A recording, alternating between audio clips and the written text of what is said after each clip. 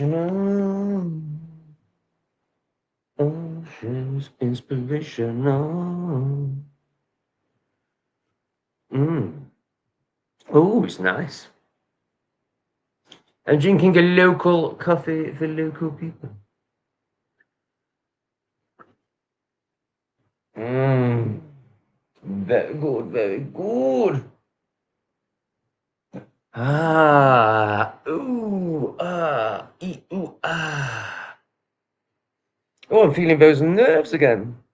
I haven't felt this for the last two live streams. I think it's because there's only four of you. I'm like, oh dear. What did I do wrong? Where's Finn and his massive fucking Utah?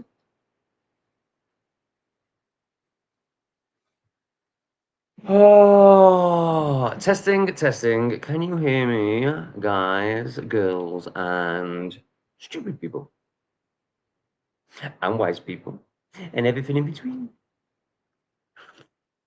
The full spectrum of life, but on the more conscious side. If you took the consciousness of my followers and compared it to Mr. Beast, I think we'd see a different evening. Oh, I don't know if I can say it. I don't know if I can even say it. Oh, evening plebs. Here she is, look, with a mechanic sign, which means she can root out the demons and the libtards. Eat them out, eat them out, eat them out. Slash, slay. Hey. Fantastic. Loud and clear. Thanks, thanks, thanks. Heart of heart. Lovely to have you with us. A Welsh warrior. Fantastic. Wales. One of the people who's walking with me lives in Wales. By walking with me, I mean doing one-on-one sessions. Honestly, when she sends me pictures, it kind of reminds me of Vietnam, like just these vast, incredible, open spaces. Something very special about Wales as well that she told me that I didn't know, but it's, oh, what was it?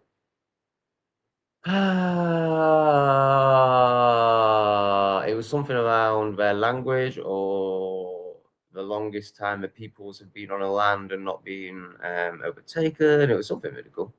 You'll be able to tell us, Welsh warrior, what's so amazing about the Welsh people? Remind me. At last, you are here. Thank you for joining us. Okay, yeah, let's start with that. That's a good place to start.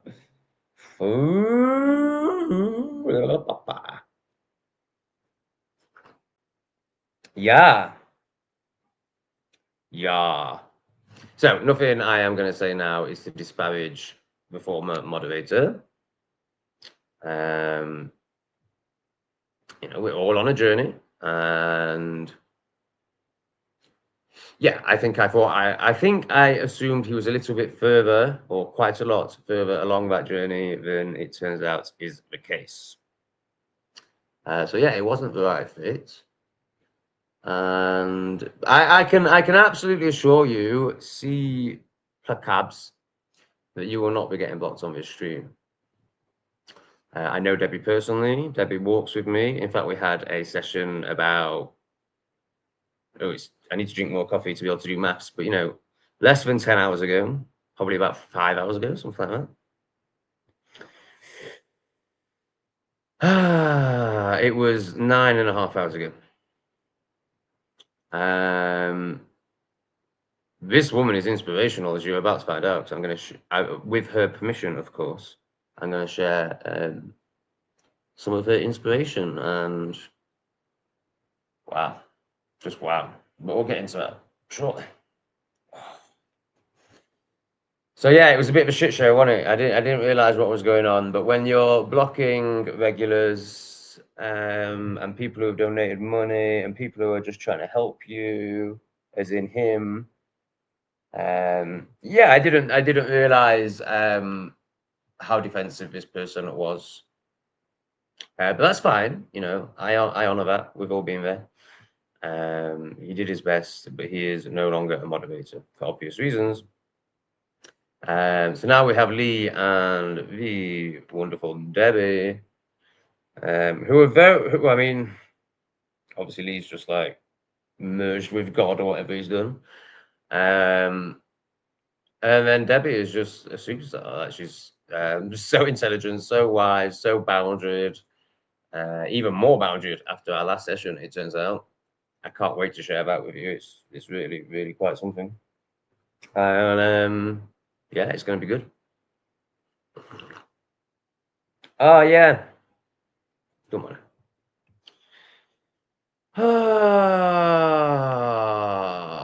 Hey Tom, why don't you use the other channel for live? Because there's a members option on there. Oh, is there not a members option on this one? I wonder why this one had no members. And what does that do in terms of lives? Does that put your comments to the top or something like that? I'm sure I had members. I'm just looking now. I can't remember how you do it, to be honest. I'm sure I had members. Oh, this is a big deal. I'm going to sort this out right now. Sorry. How do I allow members on my YouTube? It looks like I've not got that setting on in my YouTube studio. If you aren't seeing memberships on YouTube, it's more likely because your channel. No, of course it's met the eligibility. I'm not a fucking muppet, you daft cunt. I've got 6,000 subs, you silly Billy. Just tell me how to do it.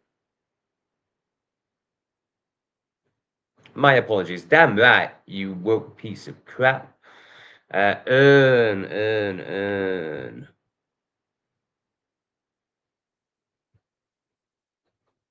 Memberships. Oh my god! As if I've not been grifting up to the fullest extent of the grift. Oh my goodness me. Congratulations, you've launched memberships. Right, you can now be members, send me money, and I'm sure you'll get some sort of benefit. I don't care about that, I just want the money. Only joking, I want you to get something too. Of course I do. So what happens? Do you get like you have like, are you more colorful so I know to bring you up? That's really cool. That's really good news. I like that. That would be really good if I could if it was made obviously clear to me who the special ones are. That was so is that how you plebs think? And I kind of say that as in jest because I know you're a really good one, Heart of Hearts. You're a donator, so I could you pleb. You think it's some sort of honor? Interesting. Interesting. I suppose it is, you know, because it shows. I suppose if you're watching this and me, and particularly the type of content, why am I? Stop getting nervous. The type of content this is, I mean, this has kind of been diminished by what happened in the last life, but I suppose it's a sign of my respect, and I suppose you will put some value on that. So that's cool. Congratulations, Debbie, but that's the only that's a minuscule yeah. When you realize what Debbie needs congratulating on, when I share it shortly, you will realize that that is so insignificant compared to what this woman is doing in her life. Oh, so Debbie got banned last night. That was how I found out. So, so my phone, like I say, has always been on silent, and then I took it for a repair after I oh god, I miss the words. I miss the words. Ah, after I oh, Stupider just isn't as good. It's just not as good. Why is everything so gay and fake? Debbie, get him banned. I hope, mate. Great to have you with us. I'm so sorry you got cancelled the other night after giving 20 quid. Oh my god. What the fuck? Great to have you with us, Mickey. I'm very sorry that happened to you. Oh yeah. So I need to put it back in silent, which obviously isn't hard, but I just fucking hate shit like that. I hate like going into my settings. So, I mean, it's not too bad. It's just like beep. Oh, is it? Oh, I can't quite do it, but you've heard it. So, my phone was going last night and I almost joined the live and I almost checked it. But, obviously I'm not, I'm not conditioned to be like, beep, oh, I must. It's there to serve me. I'm not there to serve it. So obviously I'm doing a live. I'm just like, whoever's beeping at me can beep off till later. It was Debbie. It was Debbie saying, this guy is just trading a fiver. I don't know if I even got that fiver. Debbie, I hope that fiver left your account. If not, fiver. I do laugh at myself as well. I just couldn't believe it. Couldn't believe it. And then the guy whose name is something like Avil Burner, I'm getting it wrong, but it's definitely AV at the start, who's dealing with grief after, I think it's his dad. Yeah, it's his dad that's recently passed. He commented saying, I just, on another video, just to let you know, I got blocked on the stream. And then Mickey Mouse came in, who had dropped 20 quid on the stream. Unbelievable. I'm so glad that you just made me aware of this membership thing. I have wondered why this channel doesn't have any members. And I just kind of just thought, well, it's not as valued as a channel that gives entertainment. Because that's got English Refugees got about 10 members. 9. I think it's got 9. I just redid the thank you thing. I'm pretty sure it was 9. Probably going to be 8 soon. We'll see. We'll see. You might be able to put 2 and 2 together, but I'm not going to speak into it because I don't want to do him down.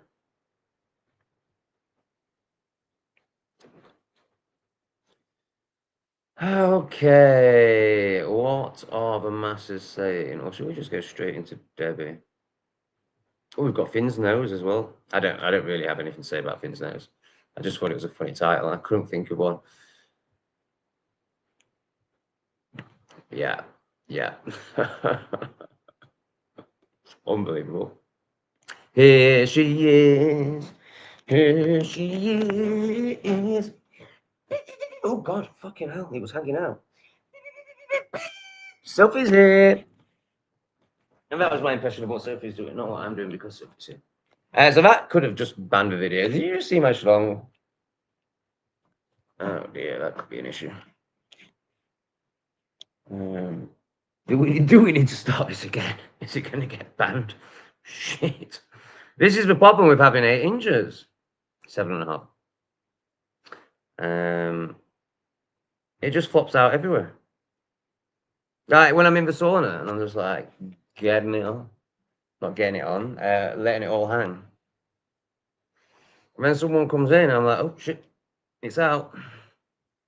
And obviously they've got little fucking pingoos, haven't they? So they're gonna get heavily triggered if they see my fucking beast.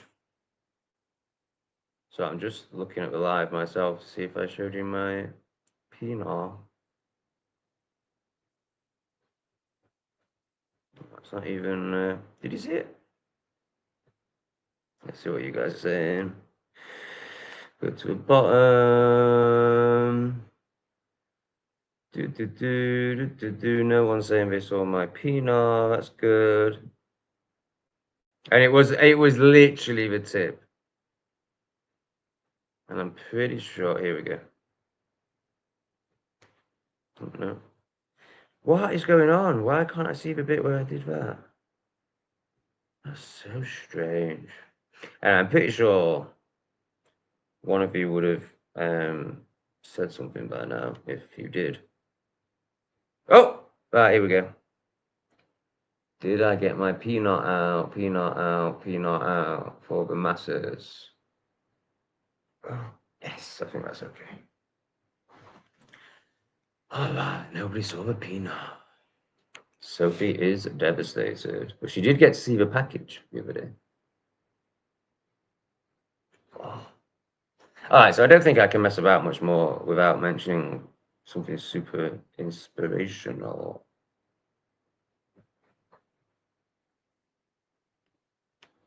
Mickey, example. If you have 100 members at a £2 per month, that gives you £200 a month separate. Oh yeah, no, I understand that. I mean, what does it give you in terms of a live stream? I mean, that, you know, that would just be massive, absolutely massive. But 100 members, that's crazy, mate. You know, I think you'd have to have 20 to 40,000 subs to even be thinking about that those sort of numbers. But I think most members join on about 5. I can't remember how much my different tiers are on the other channel. I might have put them too high. Yeah, maybe I should do a super low one. There might be a £2 one. I feel like it starts. Yeah, actually, I think it starts on £3.99, maybe, if I remember that, something like that. And obviously, I see in the comments, but I can see who the members are in the comments, and I try to honor them as much as I can with my screen share things. But yeah, I'm new to this live game, so I've never really noticed a difference in comment. I don't know what it does in terms of the comments. I'm assuming that their comments will be a different color or something like that, and obviously then I will bring them up more.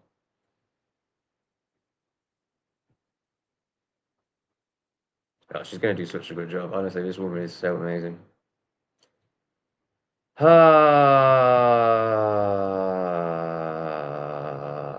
Yeah, this is a possibility. This is definitely a possibility.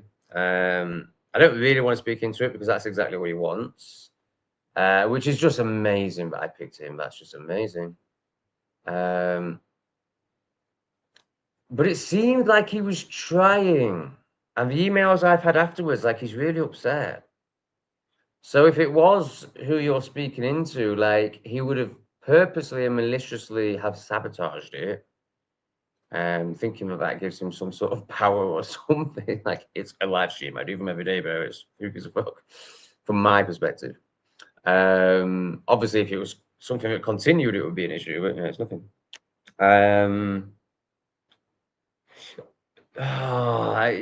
You know, in case it's not him, I don't want to speak into it too much because I don't want to do the person down. But so what we really saw was absolute lack of responsibility, massive anger, and huge inner child energy.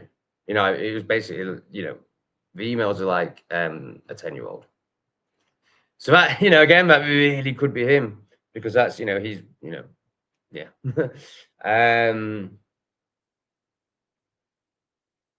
But I think his ego, I think he'd have to be like, ha ha ha, I got you. My horse, my horse. So I lean on the side of no, it wasn't, but I have definitely considered this. Oh shit, man, Sophie.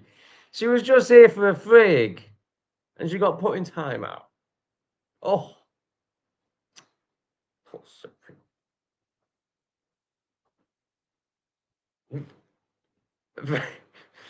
Fiver in the post to keep me on the safest. Yes, get a fiver in. Oh, yeah, I didn't realize how bad it was. He emailed me about you, saying, I think you're trying to, I think Albert's Adventures is trying to cause you trouble. Yeah, it probably was, but yeah, maybe he hasn't admitted it because he somehow hopes, you know, because what he's always looking for is ins. Like, how can I? He seems to think that tricking me, like, is some sort of. It's, you know, he gets off on it massively. He seems to think it's some sort of win, and you know, I don't think I don't think he appreciates. You know, obviously he's never experienced this. I mean, well, I don't want to talk about it. I don't think he's able to see, like, from a YouTuber's perspective, like, someone comes in the comments and of course you just interact with him. You're not like, oh, is this, yeah. And it's no, like, it's so easy to do. Like, of course, it's very easy to make 50 profiles and 50 different, and it's no win at all. And it just shows how sad and pathetic you are. But obviously he's, you know, he is sad and pathetic, so he can't, you know. Mm.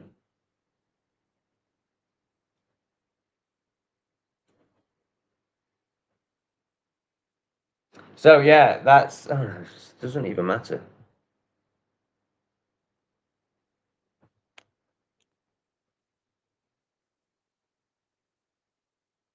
What do you reckon, Debbie? What do you reckon? So I would say this is one to keep an eye on. It sounds like it's someone who just wants to cause drama and be pathetic and childish. But it could be a genuine question, but I don't know how it could possibly be a genuine question. So this is somebody who is so repressed, so rigid, so in the fear, so in the enslavement. But when they see somebody who can express themselves and is authentic and loves life, and which is obviously a very new thing, they just can't comprehend it. So they have to project something like that onto it, or they're just trying to be a hater, but are just so fucking, oh, I'm going home, guys. Someone's been nasty to me. I've never experienced this before. I don't know how to deal with it. Oh. And what do they think I'm going to do with them and just laugh at them? I've done a video on this actually. It's a really, my last 2 videos. But I always think that. And then I'm like, oh shit. But oh man, there was one in particular where I basically cover 3 subjects. So I've taken inspiration from Infinite Zebra, and I have done this before, but then I've also got into the well, you could call it inexperience, you could call it lack of confidence, you could call it fear. I mean, essentially, it comes from fear, where like I feel like. And I know, yeah, it is fear because it's fear around not trusting oneself to just produce wonderful content whenever one wants. So what I'm trying to say is when I'm like, right, this video is going to be about this subject, and if I've got 2 subjects, I'll make 2 videos because scarcity and I've got to produce as much as possible and keep it really succinct so the dum-dums can follow it. And so I start speaking about one thing which I think is brilliant. So it's what we're talking about, hater. Yeah. So I start. Is it that video or is it the next video? Oh no, it's the next video where I'm talking about something you can't say on YouTube. SH. And obviously I'm talking about not doing or how to not do that. Certainly not encouraging it, YouTube, don't worry. And then I go into my anger at my mother, which wow, that's quite synchronistic, Debbie. For taking the but essentially it comes from not being listened to, which of course is linked to the inner child not being listened to by his father. Well, not the inner child, the literal child that was once Tom in child form. Oh, Mickey, just like that, Mickey is leading the way and showing you all how it's done. I think it's about time Sophie got her hand out of her pants and into her wallet. Fishy.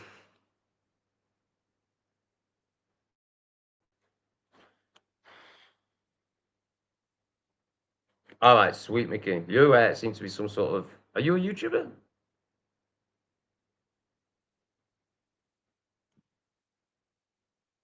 Okay, so Debbie and I have had 2 sessions.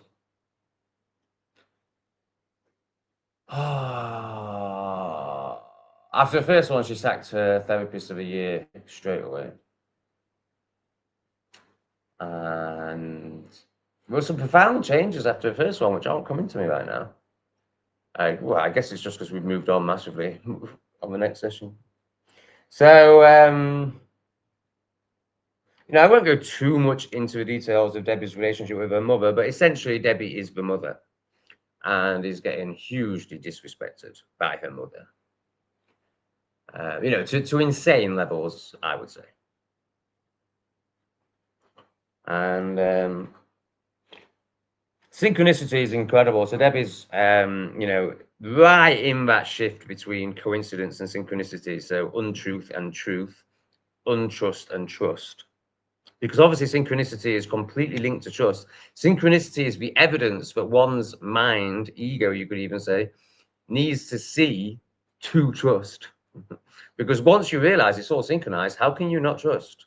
But if you live in coincidence and randomness and Big Bang, how can you trust? So Debbie's like here, like, or maybe here now, like she's like super in that transition, which is an inevitable part of everyone's awakening, healing, growing. And she's starting to see it. So after, you know, since the last session, she's basically put some boundaries in with her mum and not had contact with her. But without telling her mum, you know, she's just done it. And we're not necessarily, you know, it's not necessarily that we're, or she, it's all about her. There's no we. Obviously, I just reflect things to her. You know, there's no like time scale on this. There's no like, you know, the aim certainly isn't to never speak to her mum again. You know, the aim is to create a communication that's healthy and to stop allowing ourselves to be abused. So since the last session, she hasn't spoke to her mum. And then on our session, I think about 40 minutes into our session, her daughter comes into the room and goes, "Mum, you're not going to like this." Grandma's just come and dropped a load of, so one of Debbie's children has a birthday coming up, and she's come and dropped off some presents, like just opened the door herself, dropped off the presents, and effed off without saying anything. Which obviously is attention seeking and just disrespectful. If you knew what had been going on as well, which I'm not going to go into, like it just fits into all of it. And it's just playing into this dynamic of expecting Debbie to chase her all the time, but never being the mother, never putting the effort in, you know, or always being the victim. Like, oh, look at me, I'm still giving her presents, but, you know, I'm going to scuttle off straight away, so you'll have to ring me and be like, Mom, why did you leave? And all this, you know. She wants attention. In a negative way, because that's the only way she knows how to do it. And you know, we're literally discussing how to deal with this whole situation with her mother. And then this happens during the call. Bearing in mind, she's had no contact. I've not seen her for 2 weeks. So I'm like, what do you think that is, Debbie? Obviously, I don't say it like that. I don't talk down to my clients. Although that's not talking down. It's just adding humor to things. Because you know, this shit's heavy. Shadow work's heavy. So it's good to bring a bit of humor into it. And about synchronicity. This is the universe showing to you. Right, yeah. So the first session, I actually mentioned it in a video, was all about her surrendering over controlling her living situation, which just isn't working out, and it's a pattern that's played out for 10 years. And she's tried to control, and she just gets evicted from every house through no fault of her own. And she's just gonna, you know, I relinquish this. I give this to the universe, and I trust the universe. She might not have used that language at the time, but that's essentially what she's done. And 2 weeks later, the Section 8 she needs comes through, which means she's now eligible for a council home or something like that. It is that. It's exactly that. And I'm like, okay, so synchronicity. So this is, you know, so with every synchronistic thing that happens, i.e., you open yourself to trusting, you give over control. 2 days later, Section 8 comes, which she's been waiting for fucking months. So this is the universe going, yes, you can. Take another step, take another step, take another step. You can trust me. You can trust me. Synchronicity. And then, so that was like, obviously, the portal of healing and shifting that Debbie has created for herself by everything she's ever done in her life and who she is, but also now stepping into a container with me and like putting that on steroids. Bang, 2 days later it shows up. And this isn't, you know, I am very good at what I do, but I'm not bigging myself up here. I'm bigging Debbie up for having the courage to face her shadow. And so yeah, so then this happens with a mother on our second call. And you know, we really go into boundaries and respect and you know, why, like explaining the energies behind why her mother's doing what she's doing, explaining the energies behind why Debbie is allowing it. She's also got the same thing playing out with a friend, where basically she's letting a libtard in her life. So that's actually how the call started. The call started with like, you know, what do you get out of this relationship? So basically, she has to tread on eggshells in a friendship. She can't say what she thinks in a friendship. So you know, so I don't tell people what to do. I just ask them questions so they work it out themselves. I can see straight away what they need to do, obviously. So I ask them questions so they work it out themselves, because that's much more powerful than just being told what to do. So Debbie basically decided that this friend had to go, and then her mum fucking turns up. So obviously, it's exactly the same situation. It's having self-respect, putting in boundaries, and starting to trust the universe, knowing a bit different with your mum. Obviously, like obviously we aim to have a relationship there, absolutely. But when it comes to friends, just get rid of everyone that doesn't serve you, and know that somebody will come in their place. Like, look, I met another one. Who was the last one? There's another one. Oh yeah, he's just emailed me. Ridiculous. So you know, I've been on a like culling process and just got rid of all the crap. I mean, ages ago. But like it's got super like, you know, I basically don't speak to anyone. And then I do that video, Where Are the Elders? And then suddenly Lee, Momo, I find Jesse. They actually physically come into my life, or you know, via the black screen. Then I find Jesse, who's inspirational on YouTube, an absolute elder and leader, way shower. And then there's this incredible guy in the comments, God's Phone, is it? And then he emails me yesterday, so I'm about to email him back. So suddenly I'm just getting inundated with like a circle of fucking wise elders. It's just incredible, which is obviously completely synchronistic, just as I'm like really stepping into my power and opening my heart and really trusting, and then suddenly like all these amazing people like, poof, poof, poof, I'm here to walk with you. Anyway, so I wake up to, so we didn't even talk about sending her a letter. Yeah, I encouraged her to have a conversation with her mum. I can't quite remember, to be honest, but I probably did encourage her to. I definitely did with a friend. I definitely did with a sister. I even said what I would say. I don't know if I even said what. I don't know if we role played the conversation with her mother or not. We definitely did with her sister and friend. Then I wake up to this. I have checked with Debbie that this is okay to share. And of course, when you're at Debbie's level, you know, when you've done so much self observation, and you know, like, so this is the opposite of the moderator last night. You know, somebody who had no ability to take accountability, to observe self, and just completely projected onto the other. You know, the emails I've got off him are like, first, so I emailed him very nicely, just saying, bro, you know, you blocked all the good people. This is clearly too much for you. No dramas, but I'm going to remove you. Thanks for trying. And then I got like 10 emails back, which I barely read, to be honest.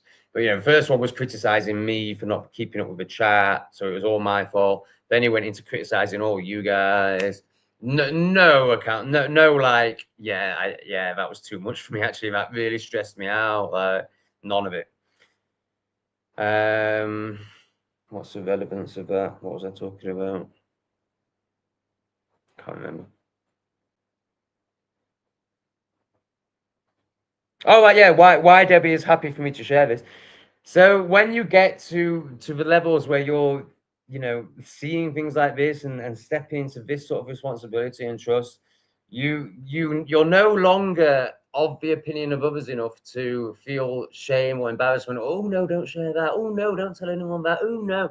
And you realize that, oh my God, like, you know, it's only by sharing and being vulnerable and being honest. Yeah, I think when I asked her, I think she just texts back just saying like, yeah, it's honest. Yes, I don't mind. It's honest, isn't it? And it may help someone else. Just totally gets it. Like, it's all about serving others, and you only get that from serving yourself. So I woke up to this.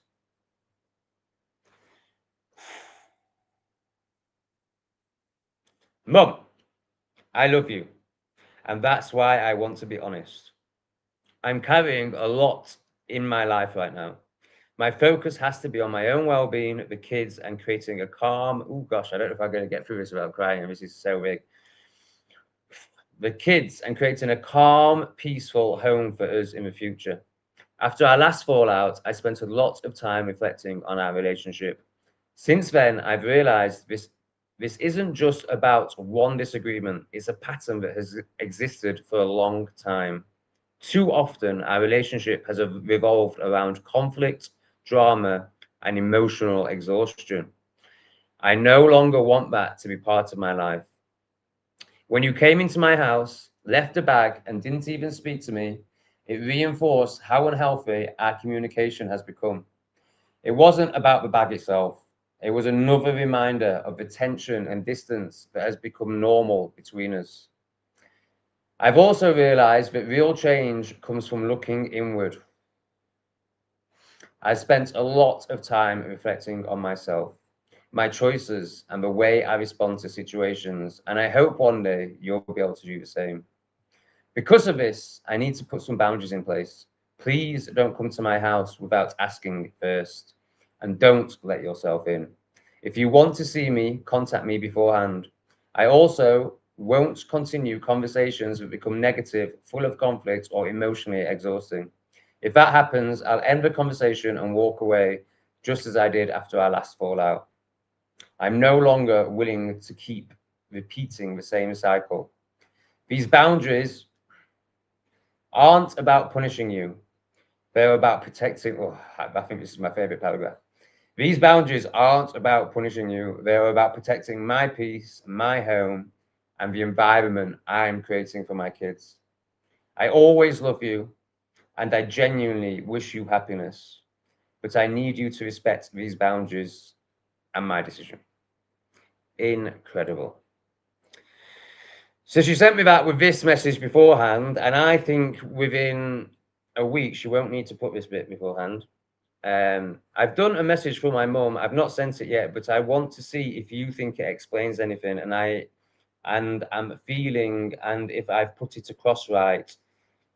Just I know you understand, so I'll send it to you now, and of course I'm honored to do that, and I'm honored to be that in her life, and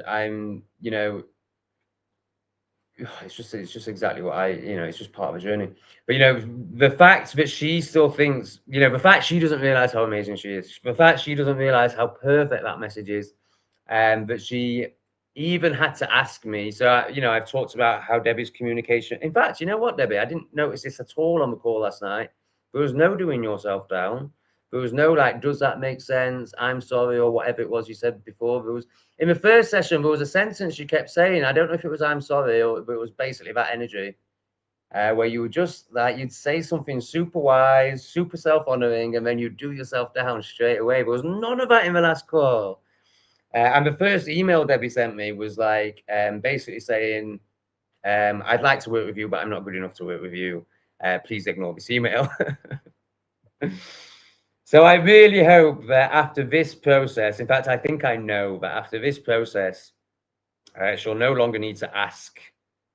'Cause it's not about asking me, it's about not trusting yourself. So, to create something like that that's just so on point, so perfect, but then to not like just know 100% that that was perfect, um, is the journey. I'm obviously I'm not criticizing Debbie in any way. I'm displaying the journey. I'm displaying the step by step journey. And the next bit that's going to go for Debbie is for self doubt. I think it's probably already gone. I think sending that message will finish it off. Oh, hello, Alice. Didn't actually mean to click on that, but that's all good. How do you donate? Well, there should be like Mickey, how does he donate? Isn't there like a button here that says super chat probably, or send a sticker or something like that? You can tell I've never fucking donated. I don't watch live streams though. I've only ever watched Marshall and the bald guy whose name escapes me. What a legend he is. There you go, Lisa. Send some shekels. I've seen A Tribe Called Duff. Can you explain your name, please? I'm intrigued. I've seen other channels who do separate Zoom calls for members. I've never got into that, but it's a way to have a group chat and make dosh. Yeah, I don't think I'm that desperate for money. I want to do shadow work. I don't want to chit chat. So yeah, I just want a few special ones to get in touch for one-on-one sessions. Also, I am considering doing a mixed group, as in mixed sex, mixed gender, but not the like in-betweeners, only men and women, obviously. Well, nothing else exists. What am I talking about? Only joking, YouTube, of course. If you want to chop your penis off and become a woman, then you're a woman. Yeah, I'm thinking about creating a shadow work group for 10 people. In fact, I think I'll do that. But let me know if you'd want to be part of it. And if if there's 5 people, we'll do it. I envisage 10 being in a group, but I suppose if 5 people were up for it, that would probably be enough to start it. But I'm not interested in like, hey guys, how you doing? What you been doing today? I'm gonna pretend to be your friend so you send me money. No, no, no, no, no. I'm here to do shadow work.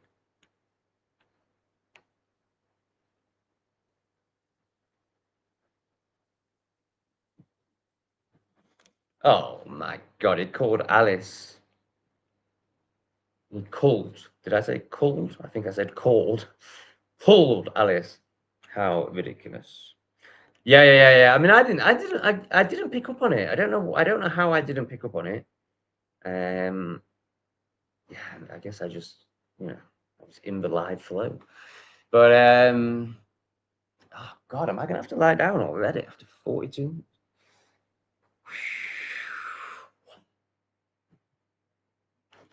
Oh, I'm getting pins and needles and everything. Oh my God, that thing on my foot is definitely still a verruca. It's so painful.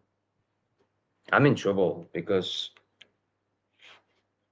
well, it basically means I've got to go to Ho Chi Minh City to sort it out, and I think I'd rather chop my foot off and go to Ho Chi Minh City. But it's getting really bad, like really bad, like to the point where it's just unbelievable. I know there will be a reason for it, but right now it's just pure frustration. I've just learned how to walk. And then this Faruka's like, I've been on your foot for 4 years, and now I'm going to start really hurting. God. Synchronicity, nice one. Oh. But yeah, wow. How did he get so stressed? I mean, how does he get through life if being a moderator causes so much stress? Anyway. Which is why I don't think it is the ultimate demon, because he wouldn't have been stressed, he'd have been loving it. He'd have been like, oh, fuck, I've got pins and needles and everything. Fuck, no, let's try not to swear too much. Ooh, oh no, that's not going to help. Oh, gosh, sorry, I just get some blood flow into my feet. Oh, God, I'm not doing it again, am I? Ooh. Goodness me. That is getting old. Oh, God, I did just do it again, didn't I? Fucking hell, Sophie's having a field day.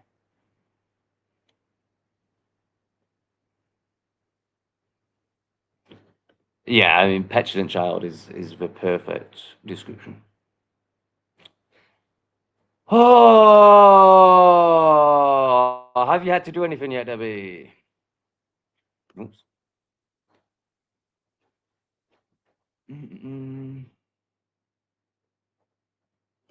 Mickey knows his stuff.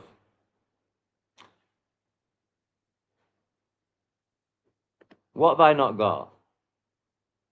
Sounds like I have got.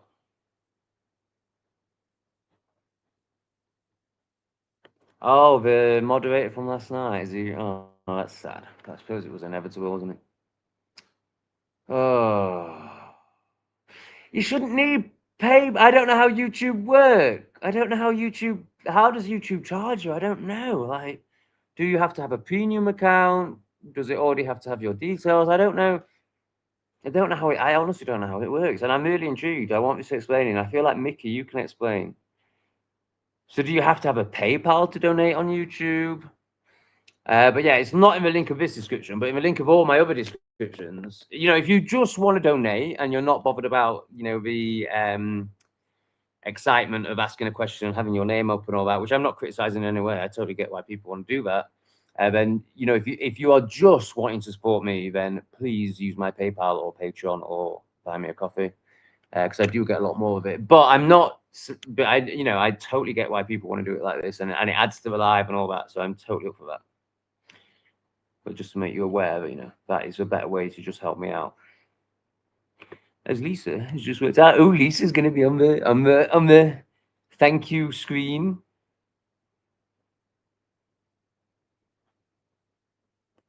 So I don't really know what to do with this. Like, do I, you know, like, yeah, you know, it's like,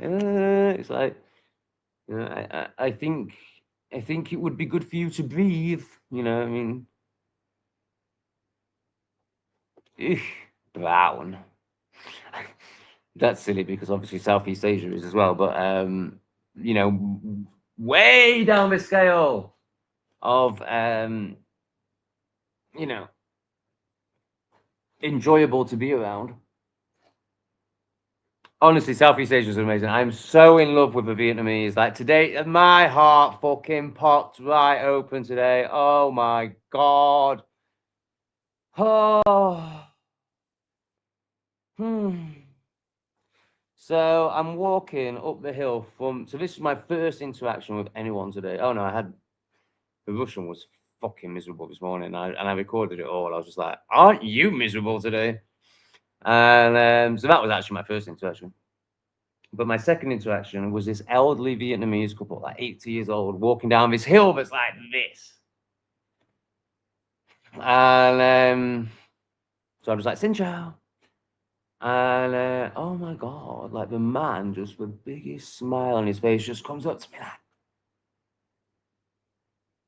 And then the woman's like, just so much love. And then the host here is the happiest woman I've ever met in my life. So the next person I see is her, like.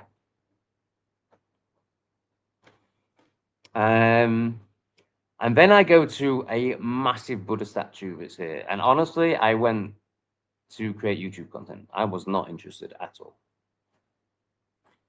And there was just something about the space. So the statue is stunning, like massive, like just huge, like a skyscraper.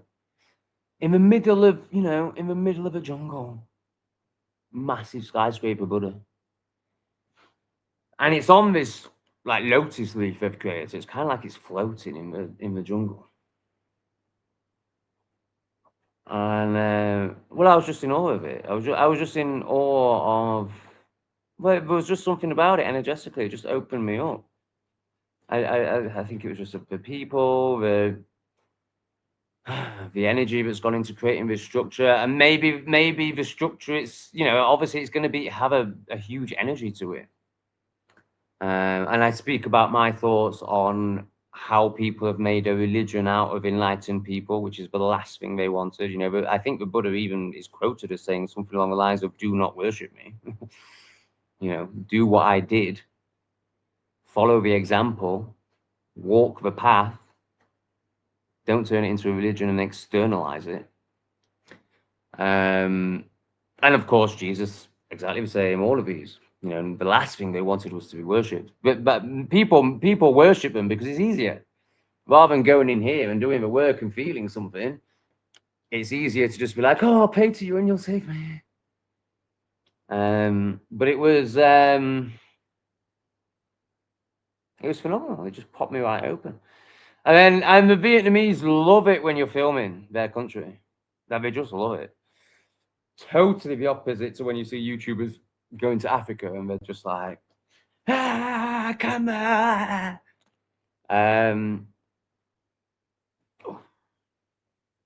Cover the schlong.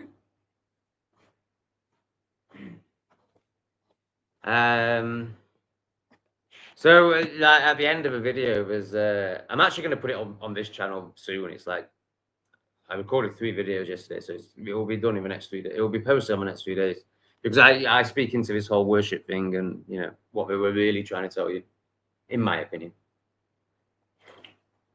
And at the end of the video, there's this guy just like smiling at me because I've got a camera, and I'm just like, Xin Chao, oh, Vietnam, Vietnam. And then, and like, so in the English refugee video I recorded yesterday, like a truck goes past, and I even love it. Like, I've learned that what you do when the trucks go past and like a beep that if you've never been in Vietnam, you've never heard before, like just, you know, like times a truck beep in England by 100, and you're going to be there.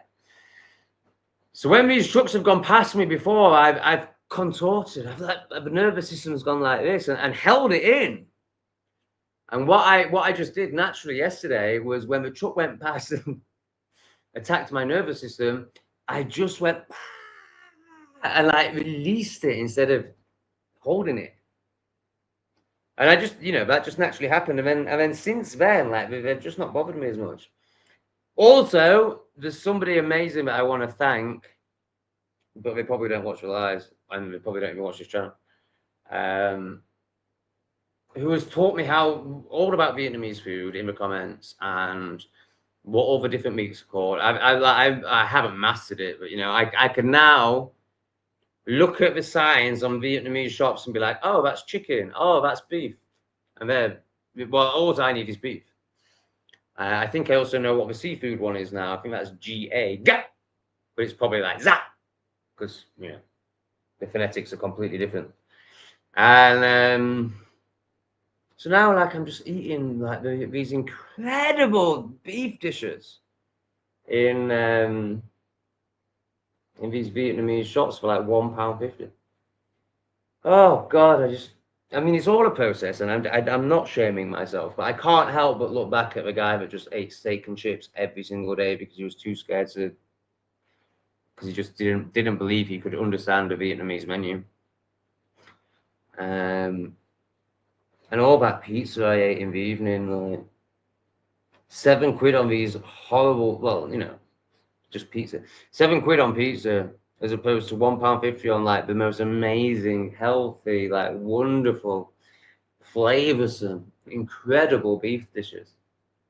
I'm loving just eating beef. It's a game changer, man. It's definitely, you know, everything's so synchronized. Like at the same time the body worker came in, at the same time the elders came in.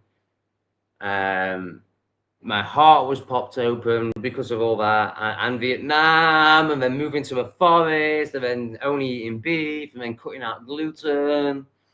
I just all just that, and none of it's, I've not tried. Like it's all just surrender. It's all just opening, and it all just comes in. It's all just perfectly synchronized every time.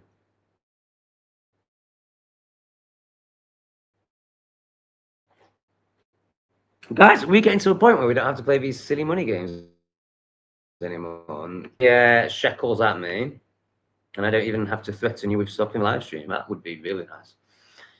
Thank you, Debbie, as always. Wow, this woman. Thanks for all your support, and thank you for being much more. Thank you for being the inspiration that you are to all the plebs in the chat. Hopefully, this one might learn something of you.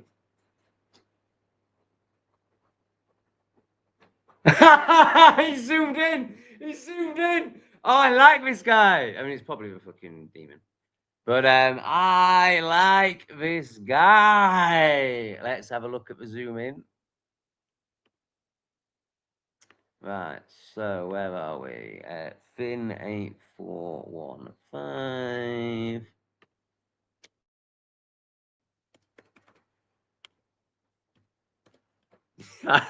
This guy's got a great sense of humor. So I'm assuming it's not you in the profile picture. Oh, why is it not loading up? Anyway, I'm sure you can all see. Well, that's really annoying, actually. Home. At, maybe. Excellent. So then we go present, share screen, Finn, share, add to stage. He's zoomed in on it.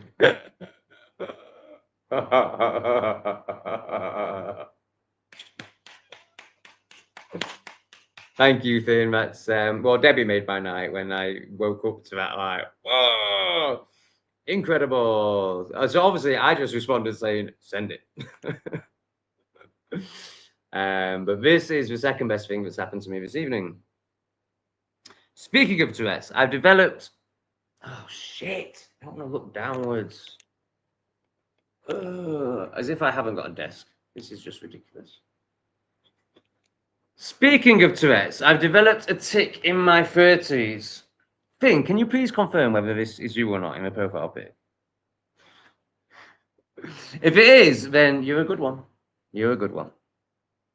Speaking of Tourette's, I've developed a tic in my 30s. Never had one before, but for the last year or so, I've been ticking a lot. It's weird. It makes me think no, nothing's up with your brain. You're not surrendering and you're not feeling an emotion. So you're not feeling your emotions. So so my dad. Well, I think a tic is well, you know, it can look like anything, can't it? It can be verbal, but I imagine your tic is physical, so maybe something like this. So my dad does this a lot, and then when it gets so basically, what's happening is your inner child, your emotion is there. And you've never breathed in, you've never felt it, you've never surrendered, you've stayed completely in the external to cope. Totally understandable. And and the emotion isn't having it anymore. And soon it will turn into dis-ease, you know, a disease. If you don't acknowledge it. And so what's happening is the emotion is really coming up. And in order for you to not feel it, your brain has developed a coping mechanism, which is now physical. It's got to that point where, like, you can't just distract yourself with a phone. You can't just distract yourself with this or whatever, anything external. Like your ego and brain has now got to the point where it's developed a physical. So my dad's got to this point. He'll be watching football and he'll suddenly go.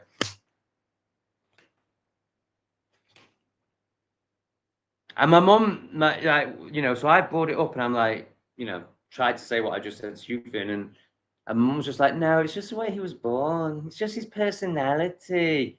This is not personality. This is serious neglecting of innerness, both emotions and ultimately the inner child. So that's what's going on, Finn. I suggest you email me and sort out a session with me before you get the big C.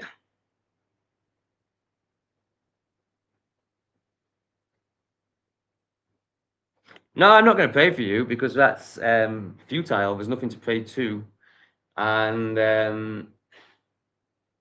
it's outsourcing your responsibility. So you need to take action. You need to take responsibility. You need to either put some boundaries in, tell them, do an external action to change it, or you need to respect yourself and take yourself out of a horrendous energy. You know, so I've been through this. If you watch English Refugee, I've been through this, and I tried the whole, like, can you please be quiet? Can you please close your door? Oh no, you're incapable of it because you're an absolute mong. Am I allowed to say mong? That's a good one. Okay, well, I will remove myself from the situation. Now, I appreciate it's easier for me. I'm on short-term contracts, all of that. But this is what you need to do. You need to honor yourself and you need to make some action. You can't just ask me to pray for you. What are you talking about? What the fuck do you think that's going to do? And I say it like that to get through to you, to help you, you know. But yeah, it's just how, you know, like the lack of responsibility in that is incredible. And this is where we're at. Like, no one can take responsibility. Things got to a point where rather than take responsibility, he's fucking doing this. So you'll be headbutting the wall soon. Well, yeah, there's, you know, you could also see it as demonic attachment, which, you know, is true. The whole spectrum is true, and the demonic attachment happens because of what I said. So there's no point focusing on that, because again, then you'll just externalize your power. You'll give away your responsibility, and you'll go and find a priest or some new age person who claims they can remove entities, and you'll pay someone some money to do it for you, and it won't work because the fundamental issue will still be there. Even if let's say they can remove entities, you haven't sorted out your emotions, you haven't felt yourself, you haven't got to the root of the problem. So guess what happens? Entity comes straight back. So yeah, it is true, it is a spiritual thing, but that's not how you're going to solve it. You're going to solve it by taking responsibility and learning how to feel, and then inner child connection, and then the entity will just have to leave you and go to someone like Sophie, who's not doing the work.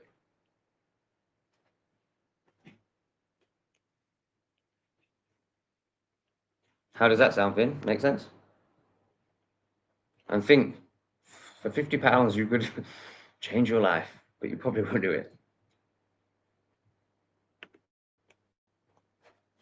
I think Tom may like Italy because most of the law of it, I would love Italy, and culture and just incredible architecture. I would absolutely love Italy, and they actually have really good visas. Italy, yeah, man. Italy is probably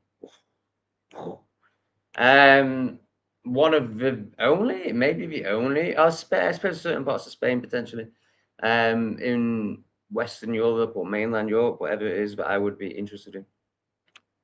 But it's too close to the invasion, and it has been invaded itself. Of course, there's parts that are just stunning. You know, there's no reason why I couldn't go there for, you know, a few months. But it's certainly not somewhere I would see as a long-term home, because it's about to get, you know, between now and 2030 in Europe, it's just going to get absolutely insane. And yeah, I don't really want to be in insanity.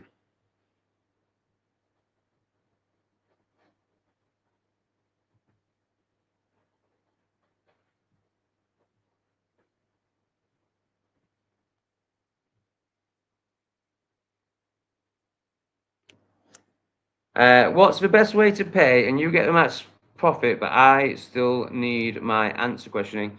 Well, I suppose it would be, you know, on Buy Me a Coffee and PayPal, you can leave a message, but you know, you could, so PayPal, I get 100% if you put it on Friends and Family. Buy Me a Coffee and Patreon, they only take 10%, which, you know, great. But you know, why not send me some money on PayPal and then email me with a, you know, massive in-depth question, which I will respond to in video form. You know, I mean, maybe not if you send a $5, but you know, if you respect me and honor me.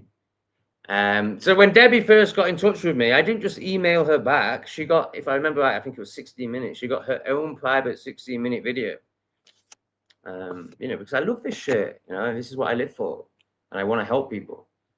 So I would suggest that the best way to do it is send the money on PayPal, Friends and Family, and then email me, and you'll get a video response.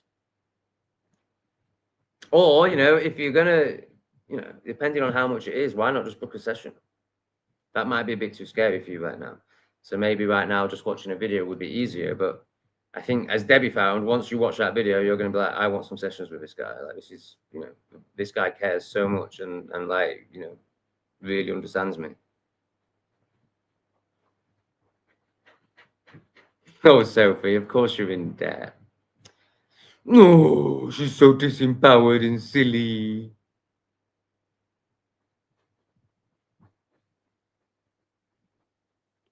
Oh, wow. You're a Sheffield. Yeah, Mickey. Ah, Sheffield, man. 5 miles from my house, where my parents used to live, I presumably. So 5 miles, that's quite a lot, actually. How far is it from Worlow to Hunter's Bar? That's probably like, I'm really bad at this, but I'm gonna say, oh, you know what? That could be. No, I don't think that's 5 miles. I think that's like 2 miles. So you could actually live somewhere a bit shit potentially. But you know, lightly. I mean, hopefully it's the other way. You're in the Peak District. That would be incredible. Tom, do you still have an entrepreneurial spirit, and would you start a business again other than YouTube, or is that a previous chapter? Difficult to deal with clients and employees would be hard. Great question. Oh. I will wipe that off for walk later.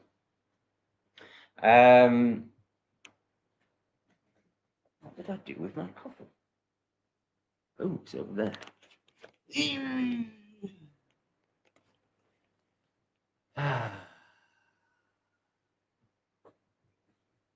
I think the way the world... Right, okay, so I am done with trying to impress others through very impressive businesses. I'm totally done with that, which I think is where most of it came from. I only aim for peace now and enlightenment. I don't see how a business fits into that. Now, what does come up when I say that is land, is buying some land and honoring a piece of land. And whether that turns into a bit, you know, because I am, that entrepreneurship just runs through me. That almost as a shadow, you know, almost as a coping mechanism. Though it certainly has been in the past. You know, I would, you know, like, for example, I lost that community centre in Hebden Bridge. And I went to Thailand with such a Scrooge mentality, like I'd got this much money to last my life. Like I'd lost all confidence in myself. So, you know, I had quite a bit of money, and I was like, this has to last my life. And I was determined to make it as a YouTuber. And by make it as a YouTuber, I was like, can I earn £1,000 a month? I will be so happy if I, you know, like no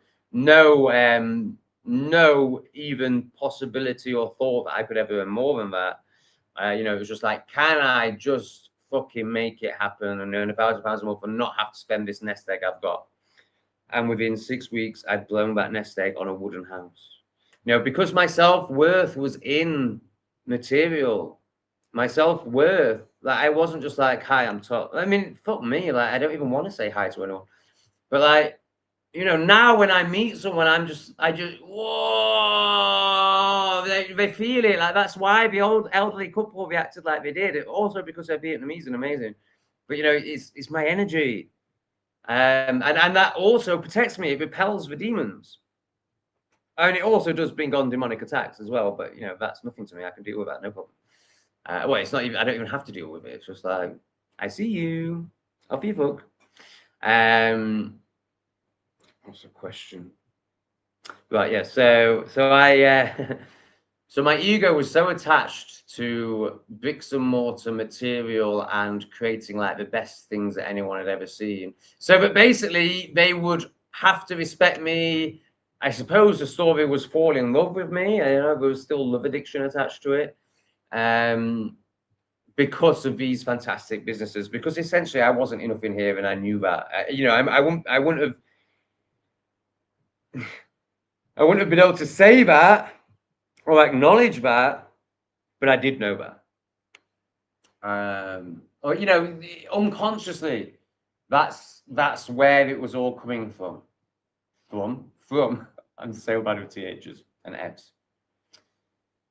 Oh, I really wish I could speak, but I love myself anyway. It doesn't matter. Right. So land. I definitely want to dedicate myself to some land.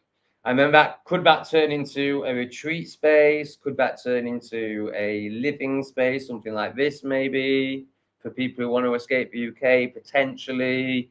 But then I'd have to interact with them and they'd assume that we're friends. You know, maybe I would just let people that have done shadow work, yeah, that's what I'd have to do. Like, no one can move onto the land until, you know, I've met you. And by meet you, I mean met you. We've gone deep together. So you've been a member of one of my shadow work circles, or we've done one-on-one sessions, and I've seen that you can hold yourself. Then you can move on to the land, maybe something like that. So yeah, there's potential for it, but it's going to come from service now. It's not going to come from I want or ego. It's only going to come from service. Ooh, what's a treat for you? I couldn't think of a title, and you know, so I've been like, is this a bioweapon? I don't feel like I've ever really got to know him at all. And then yesterday, you know, I went in on his nose and he didn't react negatively. So I was like, okay, I don't think that's him, first of all. And secondly, you know, this guy can hold himself to a degree. I mean, not much because he's now developing a tick, but and then he's come on tonight with a zoom in on his nose. So like, yeah, this guy's cool.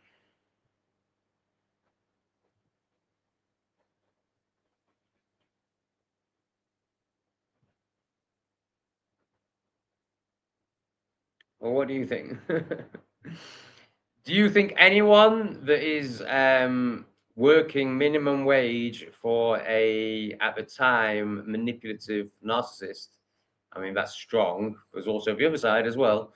But you know, somebody who was very much leaning into the narcissist side of their own spectrum, which everyone has. Dark side, you know. So basically survival, desperation, totally in the external, reacting to a disgusting world and not valuing their staff. So, you know, I was very much of a mentality of like get the most out of someone you can whilst giving them as little as possible. It would be very different now if I was to run a business. Because I realise, you know, staff, your business is only as good as your staff. I mean, essentially, it's probably. Oh no, I mean that business was a huge success financially, but fuck me, oh my god. So yeah, they were incredibly disempowered. You know what? It was unbelievable. I went back. I think I did a video about it. It would be on Not Today Satan. And so when did I sell that business? I mean, it's got to be 12 years ago. It's definitely 10 years ago. And two of the staff members were still there. I couldn't fucking believe it. I could hear one of them because obviously there's a lot of shouting. It's a dog crash. Oi, sit, up. I was like, oh my god, that's Charlie. I was like, this woman is just going to spend her whole life working in this dog crash. And then there was Mandy was still there,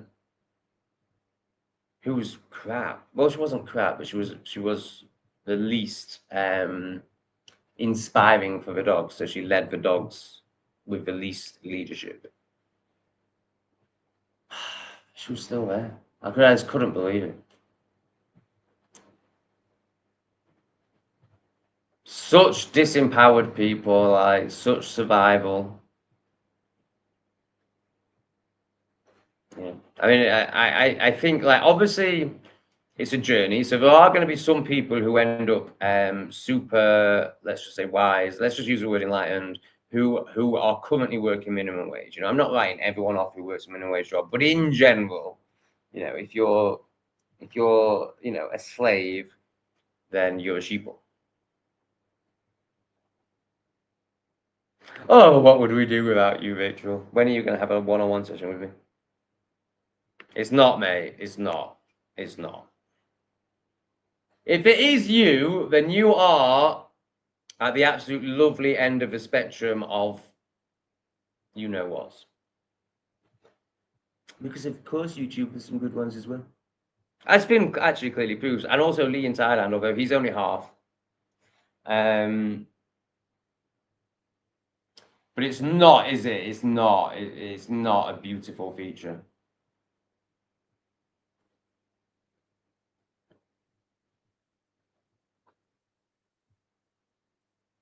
Oh god, you're so external and so boring. You are not ready for a session with me. Ugh. What are you coming on here and talking about that shit for, man?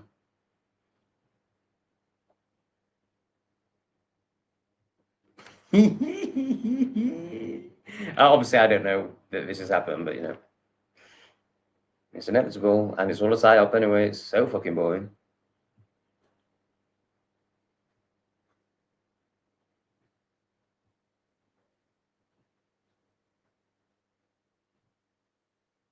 Don't empower these plebs. Rachel just needs to, well, yeah, I suppose it's your, yeah, that's your role maybe to just be nice, but I would prefer it if you responded saying, hey Rachel, are you going to stop being a twat? Are you going to stop lying to yourself? Yeah, this does make me mad. But you know, it's so inevitable. Like when I say to my mum, when I said to my mum, you know, Trump. Obviously, I speak to her on her level. Like, obviously, Trump is part of the club and he's a demon.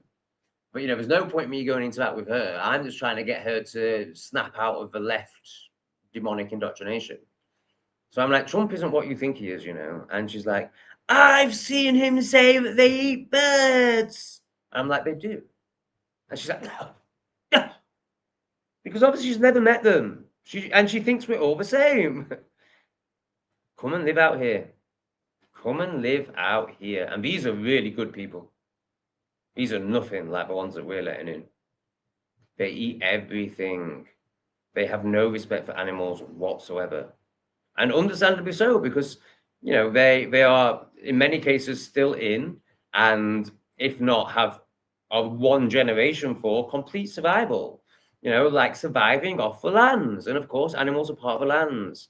So they haven't had the space from that, the development from that. So, and obviously you lose. You know, it's probably better actually keeping barbaric practices to animals than developing into a Western society. Like, I think that's actually, you know, because there's a reason I live here. Like, they're much better than us in most of the ways that matter. Because they haven't been indoctrinated. Like, they're not, you know, obviously as a peoples we're fantastic, but with all the psyops and indoctrinations and fear and all that, and office jobs essentially, HR, we've been like, you know, just totally destroyed. But yeah, this idea that people like my mum have that people don't, you know, that an Indian would see a swan in a lake and think of it as anything other than food. Of course, it's just food to them. It's like there's no comprehension of beauty. There's no comprehension of honoring a beautiful bee.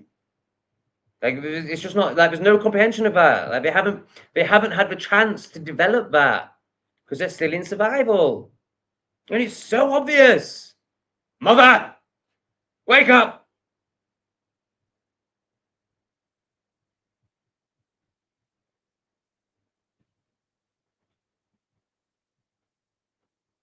Oh my God. So Mickey goes, yes, I've seen it. This burning building. And Mitchell's like, oh, what? You're stood outside it? Fuck me. Oh my God.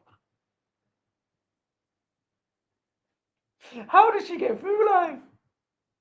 How does she get through life? Oh my God. Do you have a carer just holding your hand constantly, Rachel? Fuck me. I mean, at least she can laugh at herself. Jesus, that is unreal. Yeah, you're definitely not ready for a session with me. I couldn't bear it. I couldn't bear it. We'd just be like coming up against constant brick walls of repression. Wow, that's incredible. I don't think I've ever seen anything so dumb in my life.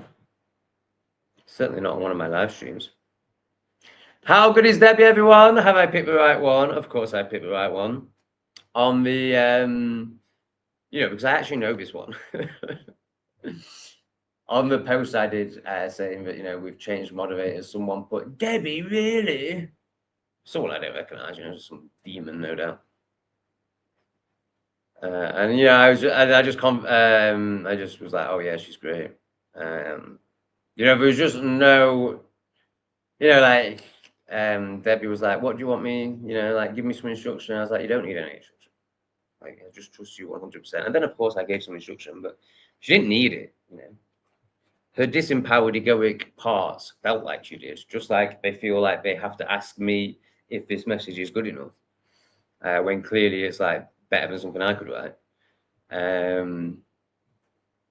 Not quite. Let me just draw the curtain. Maybe I can lose that horrible light. Oh.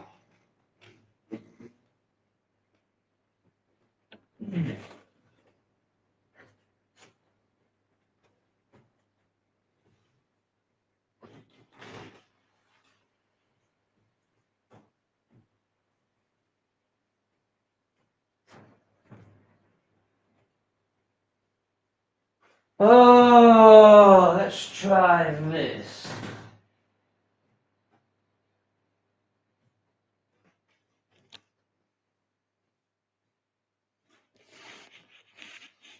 I'll show you that Buddha statue. I don't know if you'll be able to like the cameras. So this is his back side.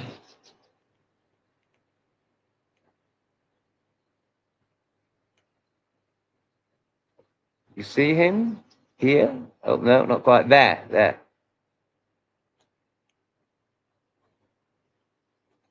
The Buddha. Oh, no, there. The Buddha.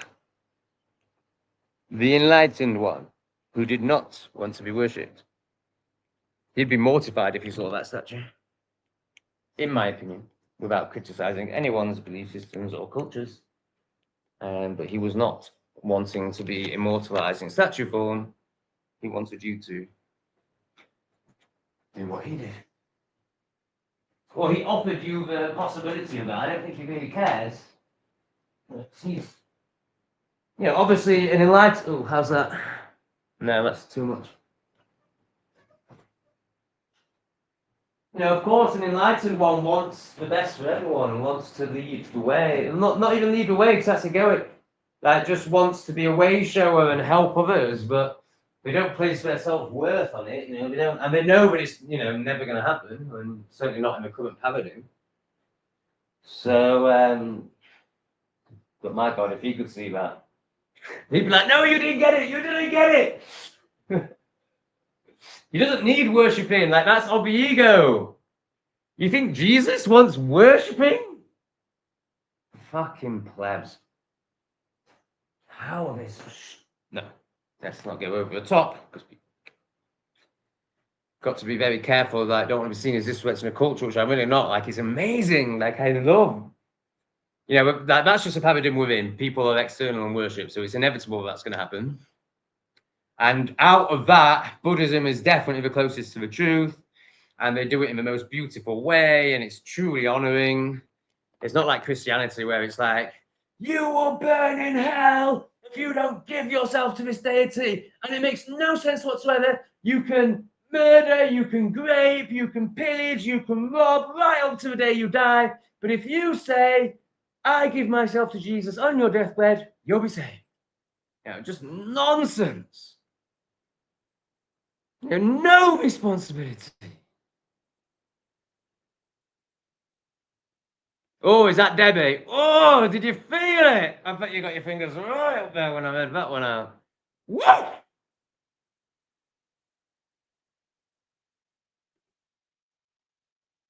Oh, fucking hell. Yeah, you're not just a donator, are you? You're one of them. You're one of them. Sorry, my tootsies are a bit good. I just remembered, I think you did this last time. I think you dropped 50 last time. Heart of Hearts. Wow, I mean, what an appropriate name. Woo! That's a big heart you've got. Wow, how trusting must you be? How in sync with the universe must you be? So this person absolutely knows and has been shown and has the proof of from her life experience, because she surrendered. I assume it's a she, because they have surrendered. You know, they can give because they know it all comes back. It's not like Sophie, where it's like, and you know, Sophie, I've lived most of my life like this. This isn't a criticism, where it's like scarcity, hoard, I can't trust, I must control. And then guess what happens? You end up 10 grand in debt. I'm retarded. This one totally gets it. She flows. She knows it all comes back. Thank you so much. That's incredible. Absolutely. Oh, and it's so nice not to have to play these fucking games. It's so nice to just be able to honor each other. I'll honor you and help you as much as I can, and you'll honor me. Like, wow, that is so nice. None of it's like, £20 for another half an hour. Trying to eke it out of these fucking tight, contorted, untrusting fists. Amazing.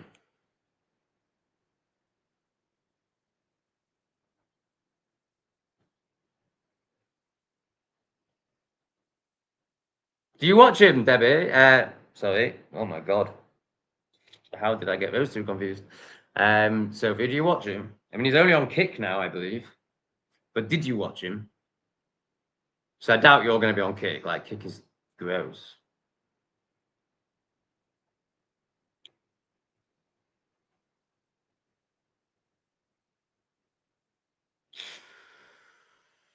Ooh, interesting. So Zoe, who I really, really like, put your feet in the fish tank things that eat dead skin. No, I don't think so. Like, verrucas go so deep, man. They can't, like, they'd have to eat a centimeter into my foot. They don't do that. But I like the thinking. I like the thinking. So I am going to, and it's going to be so futile. It's so pointless. I am going to. It's going to be so ridiculous, but it will make good content and it'll be good fun. I'm going to go to. So I'm in a very small village, and I'm going to go to. There is a. Oh God, what do you even call it? I suppose doctors. You can't call it a hospital. There's a medical facility. I'm going to go to them today and see if they can do anything. But according to AI, Ho Chi Minh or Hanoi are the only places that they'll be able to help me. But I think it'll be really funny, man. And it'll just be nice. I just like interacting with. I love interacting. You know what I've realized as well? I mean, it's so hard to say because obviously I've had a massive shift and my heart's open. So of course people are reacting like, "Hey, hi, who, hi." It's all getting reflected to me. But definitely, if you watched my first Vietnam adventure where I traveled 200, was it 2,000 kilometers or something there? Where like the villagers are way friendlier because they're not exhausted by it. You know, like obviously like in Dalat or Saigon or whatever. You know, like they've seen us for a long time and they've seen the worst of us. Maybe not so much in Dalat, but certainly in like Da Nang or Saigon, they've seen the hedonistic ones that look like me, the ones that get into fights, and they're still super friendly and amazing. But it's another level when you come into a village, and also because of the type of people that come to the type of expat or tourist that comes to a village is very different to the type of expat or tourist that goes to Da Nang or Bangkok or Chiang Mai.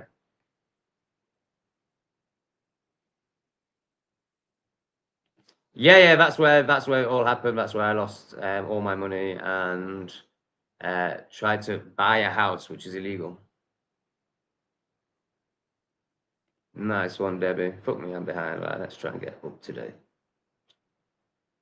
Whew. Or more today, I should say. I'm so fed up of fucking. I'm doing all this work on my posture and then I fucking have to use a laptop and it's just like, it makes it awful.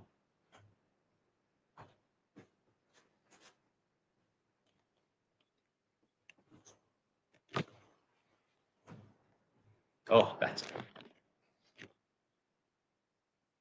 Could do with another few inches. Not down there, fucking hell. I'd split Sophie in two. If it was any bigger.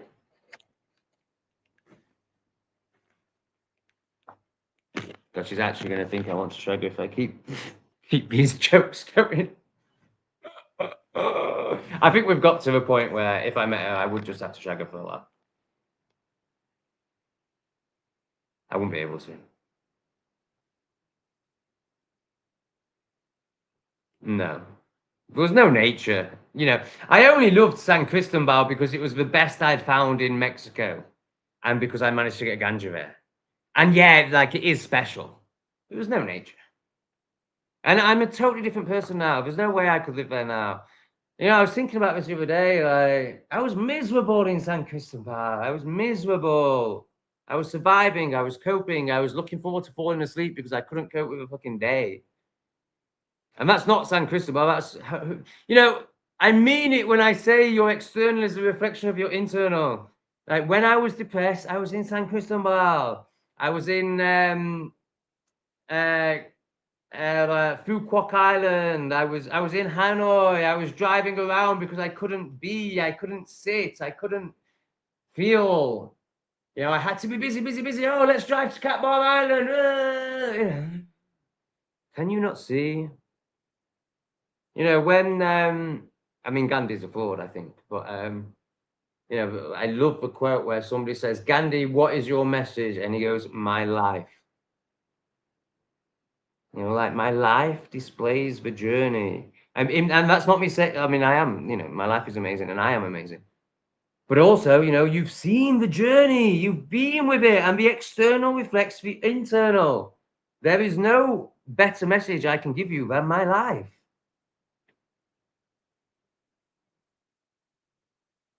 So good, isn't it? So good.